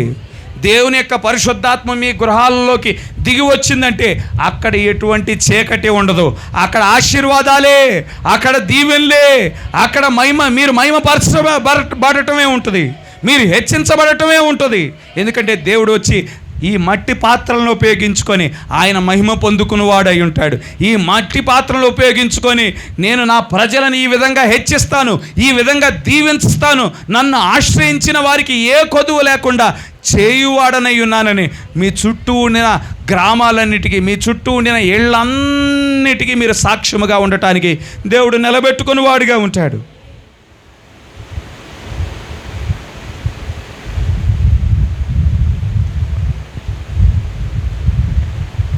గమనించండి, ఇక్కడ సౌలు అభిషేకించబడ్డాడు, అయినా కానీ దావీదును చూసి ఓర్వలేని వాడిగా ఉండి అన్నాడు. యోసేపుని తన అన్నదమ్ములు ఎందుకు ద్వేషించారండి? యోసేపు ఏమైనా తన అన్నల్ని ఎప్పుడైనా తిట్టాడా, ఎప్పుడైనా కొట్టాడా, ఎప్పుడైనా వారిని మోసం చేశాడంటే యోసేపును ద్వేషించడానికి కారణం ఏమిటంటే యోసేపు ఆత్మ సంబంధమైన వ్యక్తిగా ఉన్నాడు, యథార్థమైన జీవితాన్ని జీవించేవాడిగా ఉన్నాడు, దేవుని వాక్యానికి లోబడేవాడిగా ఉంటాడు. కొన్నిసార్లు మనం వాక్యానుసారమైన జీవితాన్ని జీవించుచున్నప్పుడు ఈ లోకస్తులు ఓర్వలేని వారిగా ఉంటారు. యేసుక్రీస్తుని ఇశ్రాయేలీయులు ఎందుకు ద్వేషించారు, ఎందుకు తిరస్కరించారు? వారిని ఏమైనా తిట్టాడా యేసుక్రీస్తు వారు? వారిని ఏమైనా కొట్టాడా యేసుక్రీస్తు వారు? వారిని ఏమైనా దూషించాడా అంటే సత్యమైన వాక్యాన్ని వారి మధ్యన ప్రకటించినందుకు, అద్భుతాలు చేసినందుకు, సూచక్రియలు చేసినందుకు యేసుక్రీస్తు వారిని ద్వేషించడం మనం చూడగలుగుతూ ఉండినాం. ఈనాడు వాక్యాన్ని బట్టి నీవు నిలిచి ఉండినప్పుడు నీ బంధువులు నిన్ను ద్వేషించినా, నీ స్నేహితులు నిన్ను ద్వేషించినా ఏమాత్రం భయపడాల్సిన అవసరం లేదు, ఏమాత్రం బెదిరిపోవాల్సిన అవసరం లేదు. హల్లెలూయా. యథార్థంగా జీవించుచున్నప్పుడు, వాక్యానుసారమైన జీవితాన్ని జీవించుచున్నప్పుడు ప్రతి విశ్వాసి ఎదుర్కొనే పరిస్థితి అయ్యున్నది. ఆ విధంగా నువ్వు ద్వేషించబడుచున్నప్పుడు, ప్రభువా నన్ను ద్వేషించినా కానీ నీపైనే ఆనుకున్నాను ప్రభువా, నీవే నన్ను నడిపించు ప్రభువా అని నువ్వు ప్రార్థన చేసినప్పుడు ఖచ్చితంగా దేవుడు నిన్ను నీ యొక్క మొరను ఆలకించువాడై ఉన్నాడు. కనుక ఈ ఆత్మీయమైన కడుపులో మంట అనే దానికి మందు తీసుకోవాలి. మనకి గ్యాస్ ఉన్నప్పుడు ఏమైంది, కడుపులో మంటగా ఉంటుంది. దానికి మనం ఏం తీసుకుంటాం, గ్యాస్ ట్యాబ్లెట్ తీసుకుంటాం, జెల్సిల్, ఇలా ఫ్యాంటాసిడ్, ప్యాంటాప్రోజోల్ ఇలాంటి ట్యాబ్లెట్లు మనం తీసుకుంటూ ఉంటాము. ఆత్మీయమైన ఓర్వలేని తనానికి కూడా మనం దేవుని యొద్ద నుండి మనం ఔషధం పొందుకోవలసిన వారమై ఉన్నాం. ప్రభా, నీ గుణలక్షణాలు నాకు కలుగు చేయి ప్రభా. ఈ శరీరపరంగా మనకి శరీర కార్యముల ద్వారా మనం జన్మించడాన్ని బట్టి ఈర్షలు, అసూయలు మన శరీర స్వభావంలో భాగమై ఉన్నాయి. కానీ దేవుని ఆత్మ మన మీదకి దిగి వచ్చినప్పుడు మనం శరీరాన్ని జయించి వాక్యాన్ని వ్యక్తపరచు వారమై ఉంటాము. కనుక ఇక్కడ 9వ వచనాన్ని గమనించండి. కాబట్టి నాటి నుండి సౌలు దావీదు మీద విషపు చూపు సలిపిన వాడై, మరునాడు దేవుని యొద్ద నుండి దురాత్మ సౌలు మీదకి బలముగా వచ్చినందున అతడు ఇంట్లో ప్రవచించుచుండగా దావీదు మునుపటిలాగున వీణ చేత పట్టుకొని వాయించెను. ఒకప్పుడు సౌలు చేతిలో నొక ఈటె ఉండగా దావీదును పొడిచి గోడకు బిగించుదననుకొని సౌలు ఆ ఈటెను విసిరెను. అయితే అది తగలకుండా దావీదు 2 మార్లు తప్పించుకొనెను. ఆ ఓర్వలేని తనం ఎటువంటి కార్యానికి దారి తీస్తుందో గమనించండి. ఎప్పుడైతే దేవుని ఆత్మ విడిచిపెట్టిందో దురాత్మలు దేవుని సముఖంలో నుండి సౌలు మీదకి వచ్చి పడటం మనం చూడగలుగుతూ ఉండినాం. దురాత్మలు ఎప్పుడైతే వచ్చాయో దావీదు తన కోసమే ఉన్నాడు సౌలు దగ్గర. ఎప్పుడైతే దురాత్మల ద్వారా పీడించబడతా ఉంటాడో దావీదు వచ్చి మరి అక్కడ దేవుని స్తుతించేవాడు, దేవునిని ఆరాధించేవాడు, ఆ దురాత్మల నుండి విడుదల పొందుకునేవాడు. ఇంకా బలంగా వచ్చాయి, ఇంకా దేవుణ్ణి బలంగా సౌలు ఏం చేస్తూ ఉన్నాడు, దేవుని ద్వేషిస్తూ ఉన్నాడు, దేవుణ్ణి మరి ఆ దేవుని వాక్యాన్ని ఎంతగానో తిరస్కరిస్తూ ఉండిన వాడిగా ఉండినాడు. ఇంకా బలమైన దురాత్మలు సౌలు మీదకు వచ్చాయి. ఇక ఎలాగైనా ఈ దావీదుని చంపటానికి ఆలోచన కలిగిన వాడిగా ఇక్కడ సౌలు ఉండటం మనం చూడగలుగుతూ ఉండినాం. సౌలుని ఏ సమూయేలు అయితే అభిషేకించాడో దావీదును కూడా అదే సమూయేలు అభిషేకించిన వాడిగా ఉన్నాడు. సౌలు యొక్క అభిషేకం కేవలం శరీరం మీద మాత్రమే ఉన్నది. కానీ దావీదు యొక్క అభిషేకాన్ని గమనించండి. శరీరాన్ని దాటుకొని ఆత్మను దాటుకొని అంతరాత్మ దగ్గరికి చేరుకున్న పరిస్థితులు మనం చూడగలుగుతూ ఉండినాం. సౌలేమో ఇక్కడ భౌతికంగా బలమైన వాడిగా ఉన్నాడు, సౌలేమో భౌతికంగా ఆజానుబాహుడిగా ఉన్నాడు, సౌలేమో భౌతికంగా అందమైన వాడిగా ఉన్నాడు, తెలివిగలవాడిగా ఉన్నాడు. ఇక్కడ దావీదు చూస్తే భౌతికంగా బలమైన వాడిగా లేడు, ఆజానుబాహుడు కాదు. దావీదు కేవలం 5 అడుగుల వ్యక్తిగానే ఉన్నాడంట. గొలియాత్ అనే పరీక్ష వచ్చినప్పుడు ఆజానుబాహుడిగా ఉండిన సౌలు గొలియాతును ఎదుర్కోవటానికి భయపడిన వాడిగా ఉన్నాడు. కానీ దావీదును గమనించినట్లయితే దావీదుకు విశ్వాసం ఉంది దేవుని పట్ల. మేము సున్నతి ద్వారా మేము సైన్యములకు అధిపతియగు యెహోవాతో మేము నిబంధన కలిగిన వారమై ఉన్నాము, దేవునితో ఒప్పందం కలిగిన వారమై ఉన్నాము. మా శత్రు మా ఎదుట నిలబడకుండా చేస్తానని దేవుడు వాగ్దానం ఇచ్చి ఉంటుండగా ఆ గొలియాతు 9 అడుగుల వాడై ఉండొచ్చు, 10 అడుగుల వాడై ఉండవచ్చు. నేను 5 అడుగుల వాడైనా కానీ ఆ శత్రువును నాకు అప్పగించువాడు నా దేవుడై ఉన్నాడు. హల్లెలూయా. దావీదుకు తెలుసు దేవుడు ఎంత శక్తివంతమైన వాడై ఉన్నాడు, ఎంత సామర్థ్యత, మన దేవుడు ఎటువంటి సామర్థ్యత కలిగిన వాడిగా ఉన్నాడో దావీదు గ్రహించిన వాడిగా ఉన్నాడు. ఎందుకంటే దావీదు గొర్రెల కాపరిగా ఉంటుండగా ఒకానొక సమయంలో ఆ గొర్రెల్లో ఒక గొర్రెను ఎలుగుబంటి ఎత్తుకు వెళ్ళిపోయింది. ఇంకోసారి ఒక గొర్రె పిల్లను సింహం ఎత్తుకు వెళ్ళిపోయింది. 5 అడుగుల వ్యక్తి సింహంతో పోరాడటం, 5 అడుగుల వ్యక్తి ఎలుగుబంటితో పోరాడటం సాధారణమైన కార్యం కాదు.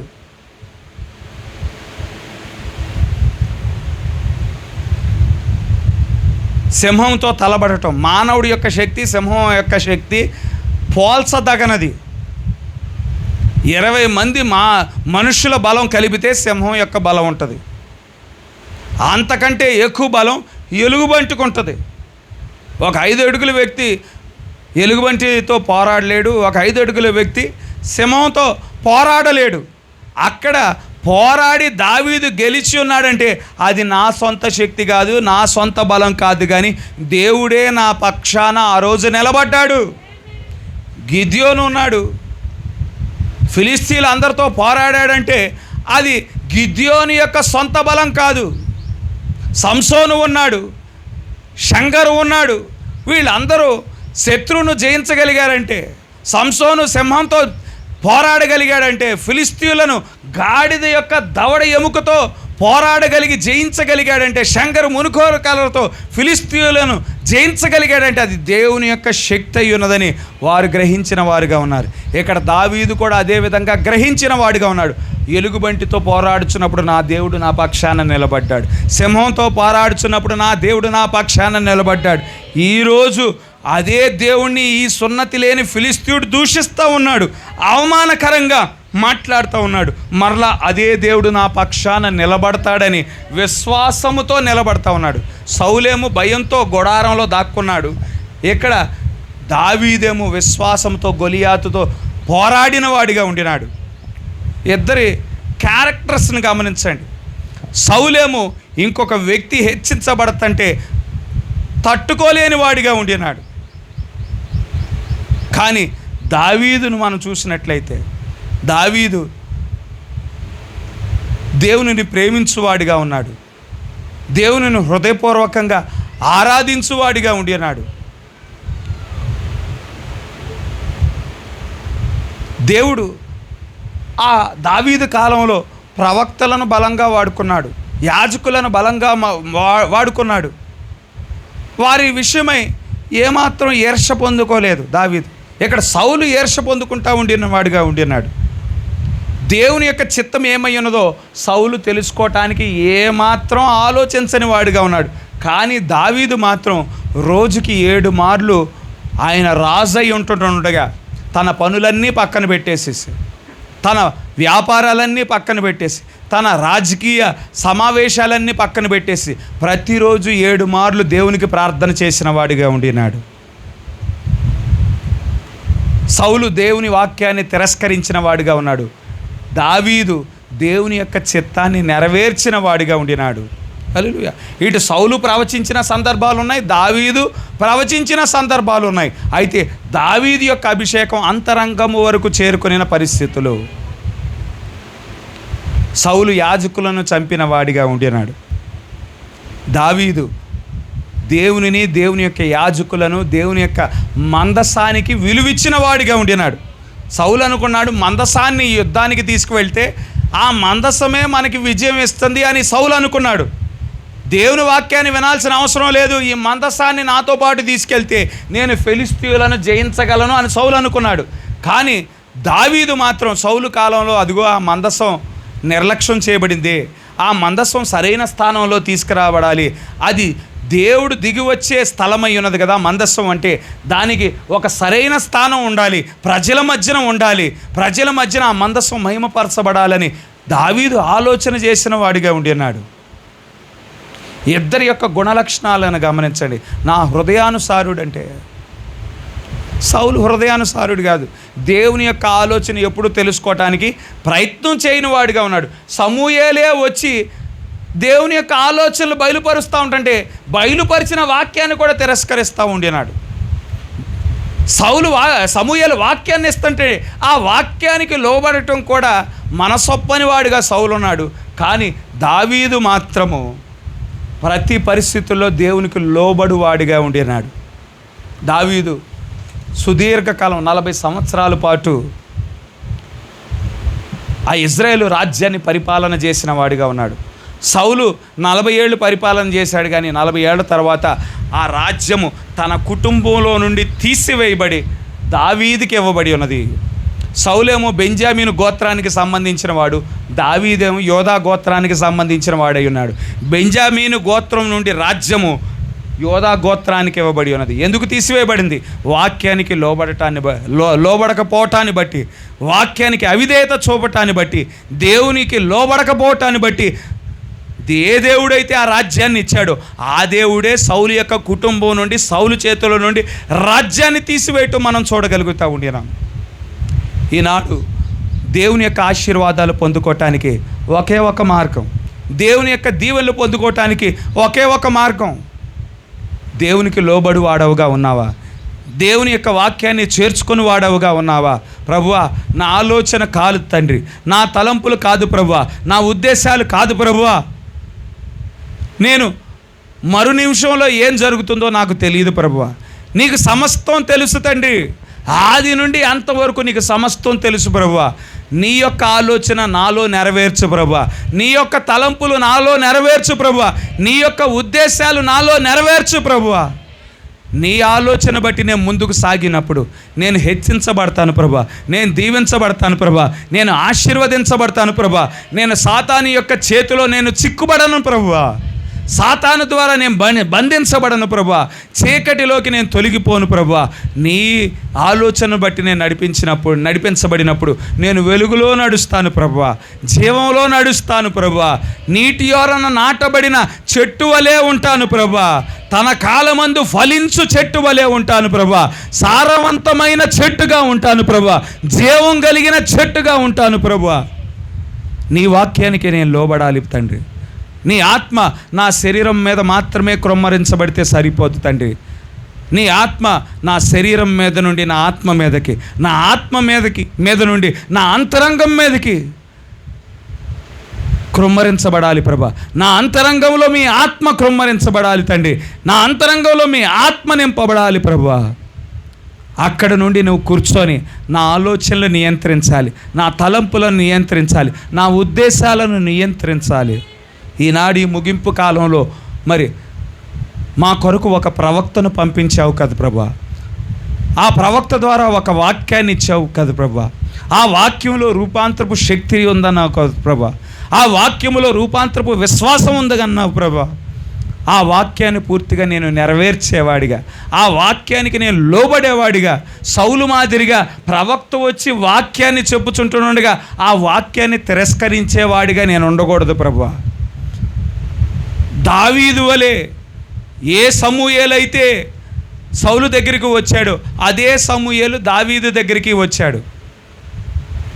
ఏ సమూయేలైతే ఇదిగో నువ్వు ఇశ్రాయేలీయులకి రాజుగా నియమించబడ్డావని సౌలుతో చెప్పాడో అదే సమూయేలు ఇప్పుడు సౌలు తర్వాత నీవు రాజుగా నియమించబడతా ఉన్నావు అని చెప్పుచుంటున్నాడుగా.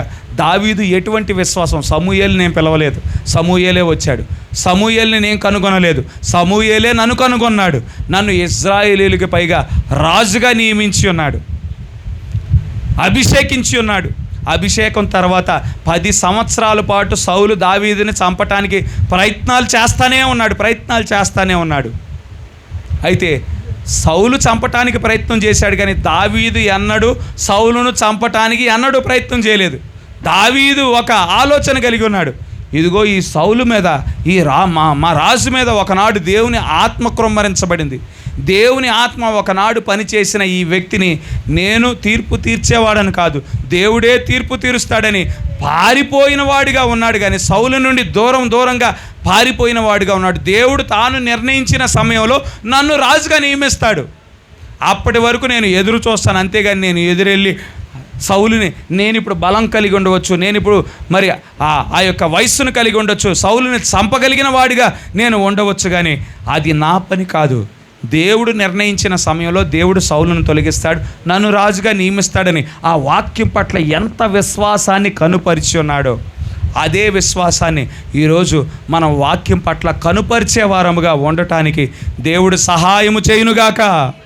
దేవుడు మీ అందరి హృదయాలలో ఆ బలమైన విశ్వాసాన్ని, ఆ బలమైన సమర్పణ జీవితాన్ని ప్రభువా, కష్టమైన, నష్టమైన, నింద అయినా, శ్రమ అయినా, కరువైనా, ఖడ్గమైన మీ వాక్యానికి మేము లోబడే వారముగా, మీ వాక్యాన్ని గైకొనే వారముగా, నిన్ను మహిమపరిచే పాత్రలుగా, నీ వాక్యాన్ని నెరవేర్చేవారుగా, మీ వాక్యము మా ఎడల 100 ఫలించేవారిగా ఉండటానికి సహాయము చేయి ప్రభు అని మనం ప్రతిరోజు ప్రార్థన చేయవలసిన వారమై ఉన్నాము. హల్లెలూయా. మీ గృహాలలో మీరు ఆ యొక్క కుటుంబ ఆరాధనలు జరిగించుచున్నప్పుడు ఎంత ఎక్కువగా ఎంత విరివిగా మీరు మీ కుటుంబాలలో ఆ కుటుంబ ఆరాధన జరిగిస్తూ ఉంటారో అంత పరిశుద్ధమైన వాతావరణం మీ గృహంలో కదిలి ఆడుతుంది. దేవుని యొక్క సన్నిధి అంత బలంగా మీరు అనుభవించగలుగుతారు. లోకము మీ గృహంలోనికి ప్రవేశించదు, లోకపు ఆత్మ మీ గృహంలోకి ప్రవేశించదు. మీరు తలపెట్టిన ప్రతి పనిని దేవుడు సఫలపరచువాడై ఉన్నాడు. మీరు వెళ్ళే ప్రతి రాకపోకల్లో ఆయన తోడుగా ఉండువాడై ఉన్నాడు. ఆయన కుడి ఎడమలు వ్యాపింపచేయువాడై ఉన్నాడు. మీరు బయటికి వెళ్తుంటుండగా, లోపలికి వచ్చుచుంటుండగా ఆయన కృపాక్షేమాన్ని మీకు తోడుగా ఉంచువాడై ఉన్నాడు. ఈ ఆశీర్వాదాలన్నీ పొందుకోవటానికి మనం ఏం చేయాలి? Simple formula. మనం ఆశీర్వదించబడిన ప్రజలుగా ఉండాలంటే సింపుల్ ఫార్ములా. ప్రతిరోజు వాక్యాన్ని చదవండి, ప్రతిరోజు దేవునికి ప్రార్థన చేయండి. Simple formula. ఇంకా ఆశీర్వదించబడటానికి వేరే ఫార్ములా ఏమీ లేదు. దేవుడే దావీదుని మరి గొర్రెల కాపరి నుండి రాజుగా ఏ విధంగా హెచ్చించి ఉన్నాడో ఈ సింపుల్ ఫార్ములా మీరు ఫాలో అయ్యారనుకోండి, ప్రతిరోజు ప్రార్థన, ప్రతిరోజు వాక్యాన్ని ధ్యానిస్తూ ఆ ప్రార్థనాపూర్వకమైన జీవితాన్ని, వాక్యానుసారమైన జీవితాన్ని జీవిస్తూ ఉంటుంటే మీరు తలపెట్టిన ప్రతి పనిని దేవుడు సఫలపరచువాడై ఉన్నాడు. దేవుడు నిన్ను హెచ్చించువాడై ఉన్నాడు. దేవుడు మిమ్మల్ని వర్ధిల్లునట్లు ఆశీర్వదించువాడై ఉన్నాడు. ఎందుకంటే భౌతికంగా మనం తల్లిదండ్రులమై ఉన్నాం. మన బిడ్డలు ఏ విధంగా వర్ధిల్లాలని కోరుకుంటూ ఉంటామో, ఏ విధంగా ఆశిస్తూ ఉంటామో, ఈ స్వభావం ఎక్కడి నుంచి వచ్చింది? మన దేవుని దగ్గర నుంచే మనం పొందుకున్నాం. మన బిడ్డలు ఆశీర్వదించబడాలి, మన పిల్లలు దీవించబడాలని దేవుడు మనల్ని అదే విధంగా ప్రేమించుచున్నవాడై ఉన్నాడు. అయితే ఆయన మాట వినువారముగా మనం ఉండినప్పుడు, ఆయనకి లోబడినప్పుడు, ఆయన పైన ఆనుకొనినప్పుడు తన యొక్క పరలోకపు ఆశీర్వాదాల యొక్క నిధులను మనకు తెరుచువాడై ఉన్నాడు. ఆ విధంగా ఉండటానికి దేవుడు మిమ్మల్ని మరి నడిపించునుగాక. దేవుడు మీ జీవితాల పట్ల విస్తారమైన కృప ఆవరించునుగాక. మరొక్కసారి మనమంతా లేచి నిలబడదాం. మన మధ్యనున్న మన దేవుని మన స్తుతులతో, మన స్తోత్రాలతో కొనియాడదాం. హల్లెలూయా, హల్లెలూయా, హల్లెలూయా, హల్లెలూయా, హల్లెలూయా, హల్లెలూయా, హల్లెలూయా. స్తోత్రములు, స్తోత్రములు, స్తోత్రములు, స్తోత్రములు, స్తోత్రములు, స్తోత్రములు తండ్రి, స్తోత్రములు యేసు, స్తోత్రములు ప్రభువా. వందనములు, వందనములు, వందనములు, వందనములు, వందనములు, వందనములు, వందనములు యేసు. హల్లెలూయా, హల్లెలూయా, హల్లెలూయా, హల్లెలూయా, హల్లెలూయా, హల్లెలూయా. స్తోత్రములు, స్తోత్రములు, స్తోత్రములు, స్తోత్రములు, స్తోత్రములు. హల్లెలూయా, హల్లెలూయా, హల్లెలూయా, హల్లెలూయా, హల్లెలూయా. స్తోత్రములు, హల్లెలూయా. వందనములు, వందనములు దేవా, వందనములు, వందనములు, వందనములు, వందనములు దేవా, వందనములు తండ్రి, వందనములు ప్రభువా, వందనములు యేసు, వందనములు ప్రభువా. హల్లెలూయా, హల్లెలూయా, హల్లెలూయా, హల్లెలూయా, హల్లెలూయా. స్తోత్రములు, స్తోత్రములు, స్తోత్రములు, స్తోత్రములు. నీతో గడిపే ప్రతిక్షణము ఆనంద బాష్పాలు ఆగవయ్యా.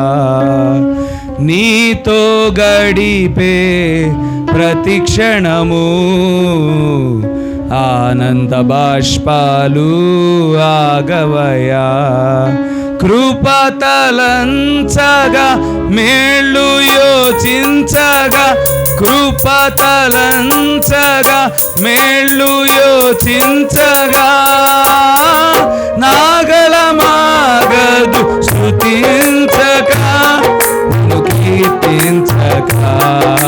యేసయ్యా, యేసయ్యా, నా యేసయ్యా, యేసయ్యా, యేసయ్యా, నా యేసయ్యా, యేసయ్యా, యేసయ్యా, నా యేసయ్యా, యేసయ్యా, యేసయ్యా, నా యేసయ్యా. నీతో గడిపే ప్రతిక్షణము ఆగవయ్యా.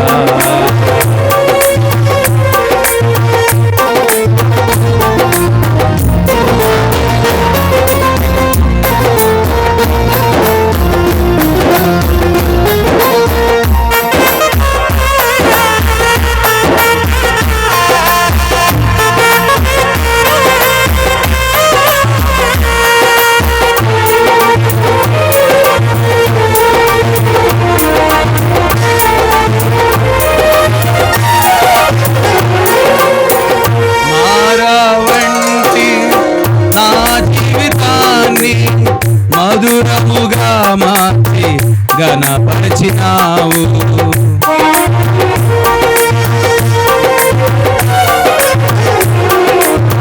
మారవంటి నా జీవితాన్ని మధురముగా మార్చి ఘనపరిచినావు. నా ప్రేమ చేత కాదు, నీవే నన్ను ప్రేమించి, నా ప్రేమ చేత చేత కాదు, నీవే నన్ను ప్రేమించి రక్తాన్ని చిందించి నన్ను రక్షించావు. రక్తాన్ని చిందించి నన్ను రక్షించావు. యేసయ్యా యేసయ్యా నా యేసయ్యా, యేసయ్యా యేసయ్యా నా యేసయ్యా, యేసయ్యా యేసయ్యా నా యేసయ్యా, యేసయ్యా యేసయ్యా నా యేసయ్యా. నీతో గడిపే ప్రతి క్షణము ఆనంద బాష్పాలు ఆగమనా. నీతో గడిపే ప్రతి క్షణము ఆనంద బాష్పాలు ఆగమనా. కృపతలంచగా మేళ్ళు యోచించగా, కృపతలంచగా మేళ్ళు యోచించగా,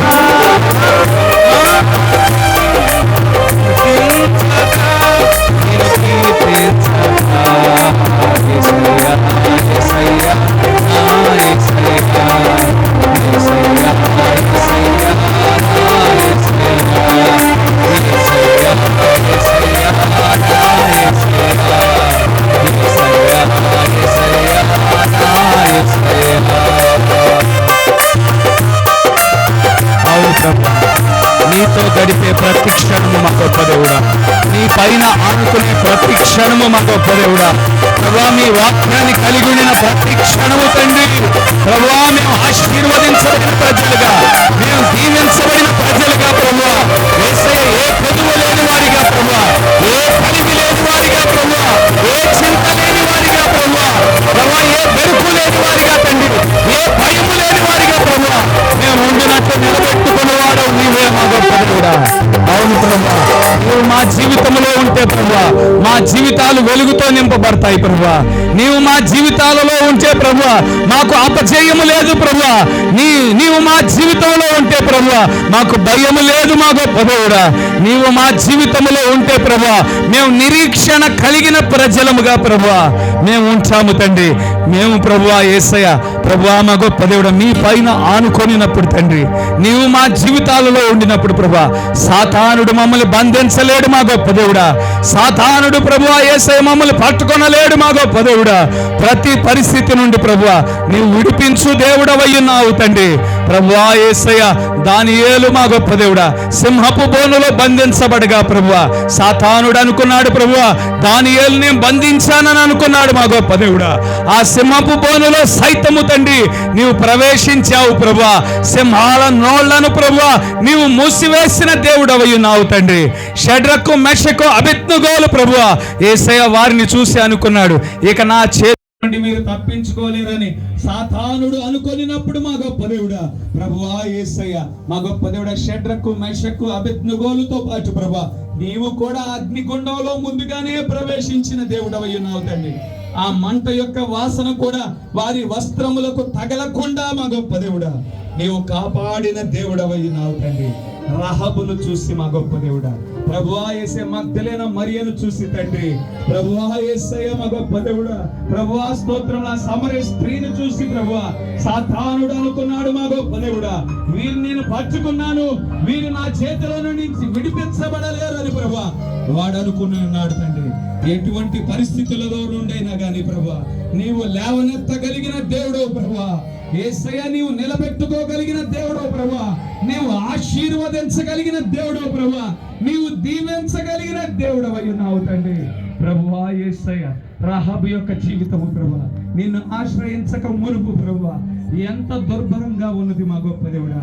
కానీ ప్రభువా యేసయ్య నిన్ను ఆశ్రయించిన తరువాత ప్రభువా ఆమె వాగ్దాన దేశములోనికి ప్రవేశించింది మా గొప్ప దేవుడా. ప్రభువా యేసయ్య మా గొప్ప దేవుడా ఇశ్రాయేలు సైన్యములకు మా గొప్ప దేవుడా సేనాధిపతిగా ఉండిన సల్మానుతో వివాహము చేయబడి ప్రభువా ఆ దేశములోనే ప్రభువా యేసయ్య గౌరవవంతమైన స్త్రీగా ప్రభువా నిలబెట్టబడింది ప్రభువా, హెచ్చించబడింది ప్రభువా, దీవించబడి ఉన్నది మా గొప్ప దేవుడా. మా జీవితాలను ప్రభువా నేడు కూడా నీవు మార్చగలిగిన దేవుడవు తండ్రి. నీకు అసాధ్యమైన కార్యం ఏది లేదు మా గొప్ప దేవుడా. ప్రభువా ఈ ప్రాంగణంలో తండ్రి ఇంకా లోక వ్యసనాలతో ఎవరైనా బంధించబడినట్లయితే ప్రభువా, లోక కార్యములతో ప్రభువా ఇబ్బంది పడుచున్నట్లయితే ప్రభువా, వ్యక్తిగతంగా ప్రతి ఒక్క బిడ్డను ప్రభువా ఈ క్షణంలోనే దర్శించండి మా గొప్ప దేవుడా. ప్రభువా యేసయ్య మీ రక్షణను ప్రభువా మీ బిడ్డలకు కలుగు చేయండి ప్రభువా. మీ వెలుగును ప్రభువా మీ బిడ్డలకు కలుగు చేయండి తండ్రి. సమస్యలతో వచ్చిన వారి యొక్క సమస్యలను పరిష్కరించండి ప్రభువా. విరిగి నలిగిన హృదయంతో వచ్చిన వారి హృదయాలను ప్రభువా నెమ్మదిపరచండి ప్రభువా, నెమ్మలపరచండి మా గొప్ప దేవుడా. రక్షణ లేకుండా వచ్చిన వారికి ప్రభువా రక్షణను కలుగు చేయండి మా గొప్ప దేవుడా. ప్రభువా యేసయ్య సాతాను ద్వారా బంధించబడిన వారికి ప్రభువా విడుదల కలుగు చేయండి ప్రభువా. స్వతంత్రత లేని వారికి ప్రభువా స్వతంత్రత కలుగు చేయండి మా గొప్ప దేవుడా. ఈ కూడిక ప్రభువా మీ బిడ్డలకు ప్రభువా మా అందరికి ప్రభువా దీవెనకరముగా మార్చవుతండి, ఆశీర్వాదకరముగా మార్చవుతండి. ప్రభువా యేసయ్య దావీదు ఎందుకు ప్రభువా యేసయ్య హృదయానుసారుడిగా పిలువబడ్డాడో ప్రభువా మేము చూడగలుగుతా ఉండినాము తండ్రి. దావీదు జ్ఞానవంతుడు కాకపోవచ్చు ప్రభువా, ఆజానుబాహుడు కాకపోవచ్చు మా గొప్ప దేవుడా, బలమైన వాడు కాకపోవచ్చు కానీ ప్రభువా నిరంతరము ప్రార్థించువాడై ఉన్నాడు ప్రభువా. మీ ఆలోచన ఏమయ్యున్నదో విచారించువాడై ఉన్నాడు ప్రభువా. మీ చిత్తాన్ని జరిగించువాడై ఉన్నాడు ప్రభువా. అందుకే ప్రభువా దావీదు యొక్క ప్రతి పరిస్థితులలో మా గొప్ప దేవుడా నీవు దీవించావు తండ్రి. ప్రతి పరిస్థితులలో హెచ్చించావు ప్రభా. ప్రతి పరిస్థితుల్లో దావీదునకు తోడుగా ఉన్నావు తండ్రి. ఆనాడు దావీదును ప్రేమించిన దేవుడో ప్రభా, నేడును మమ్మల్ని ప్రేమించిన దేవుడో ప్రభా. మా ప్రతి పరిస్థితుల్లో ప్రభా మాతో మాట్లాడువాడవై ఉన్నావు తండ్రి. మా జీవితాల ఎడల ప్రభా నీవు ప్రణాళిక కలిగిన వాడవై ఉన్నావు తండ్రి. ప్రభువా యేసయ్య మీకే మా స్తోత్రములు, మీకే మా వందనములు, వందనములు, వందనములు, వందనములు, వందనములు. జీవం కలిగిన దేవా, జీవాధిపతి స్తోత్రములు తండ్రి, వందనములు యేసయ్య. ఈ రీతిగా ప్రభు మరొక్కసారి ప్రభువా ఈ గృహంలో తండ్రి మీ నామం పేరట సమావేశం అవగలుగుతుంది తండ్రి. నీవు కృప చూపించావు తండ్రి. ప్రభువా మీ నామం పేరట సమావేశం అయితుండగా ప్రభువా యేసే మేము పాడిన పాటల్లో నీవే ప్రభువా యేసే దిగి వచ్చి మా పాటల ద్వారా మహిమ పొందావు తండ్రి. మా స్తుతుల మీద ప్రభువా నీవే ఆశీర్వుడైన దేవుడవై ఉన్నావు తండ్రి.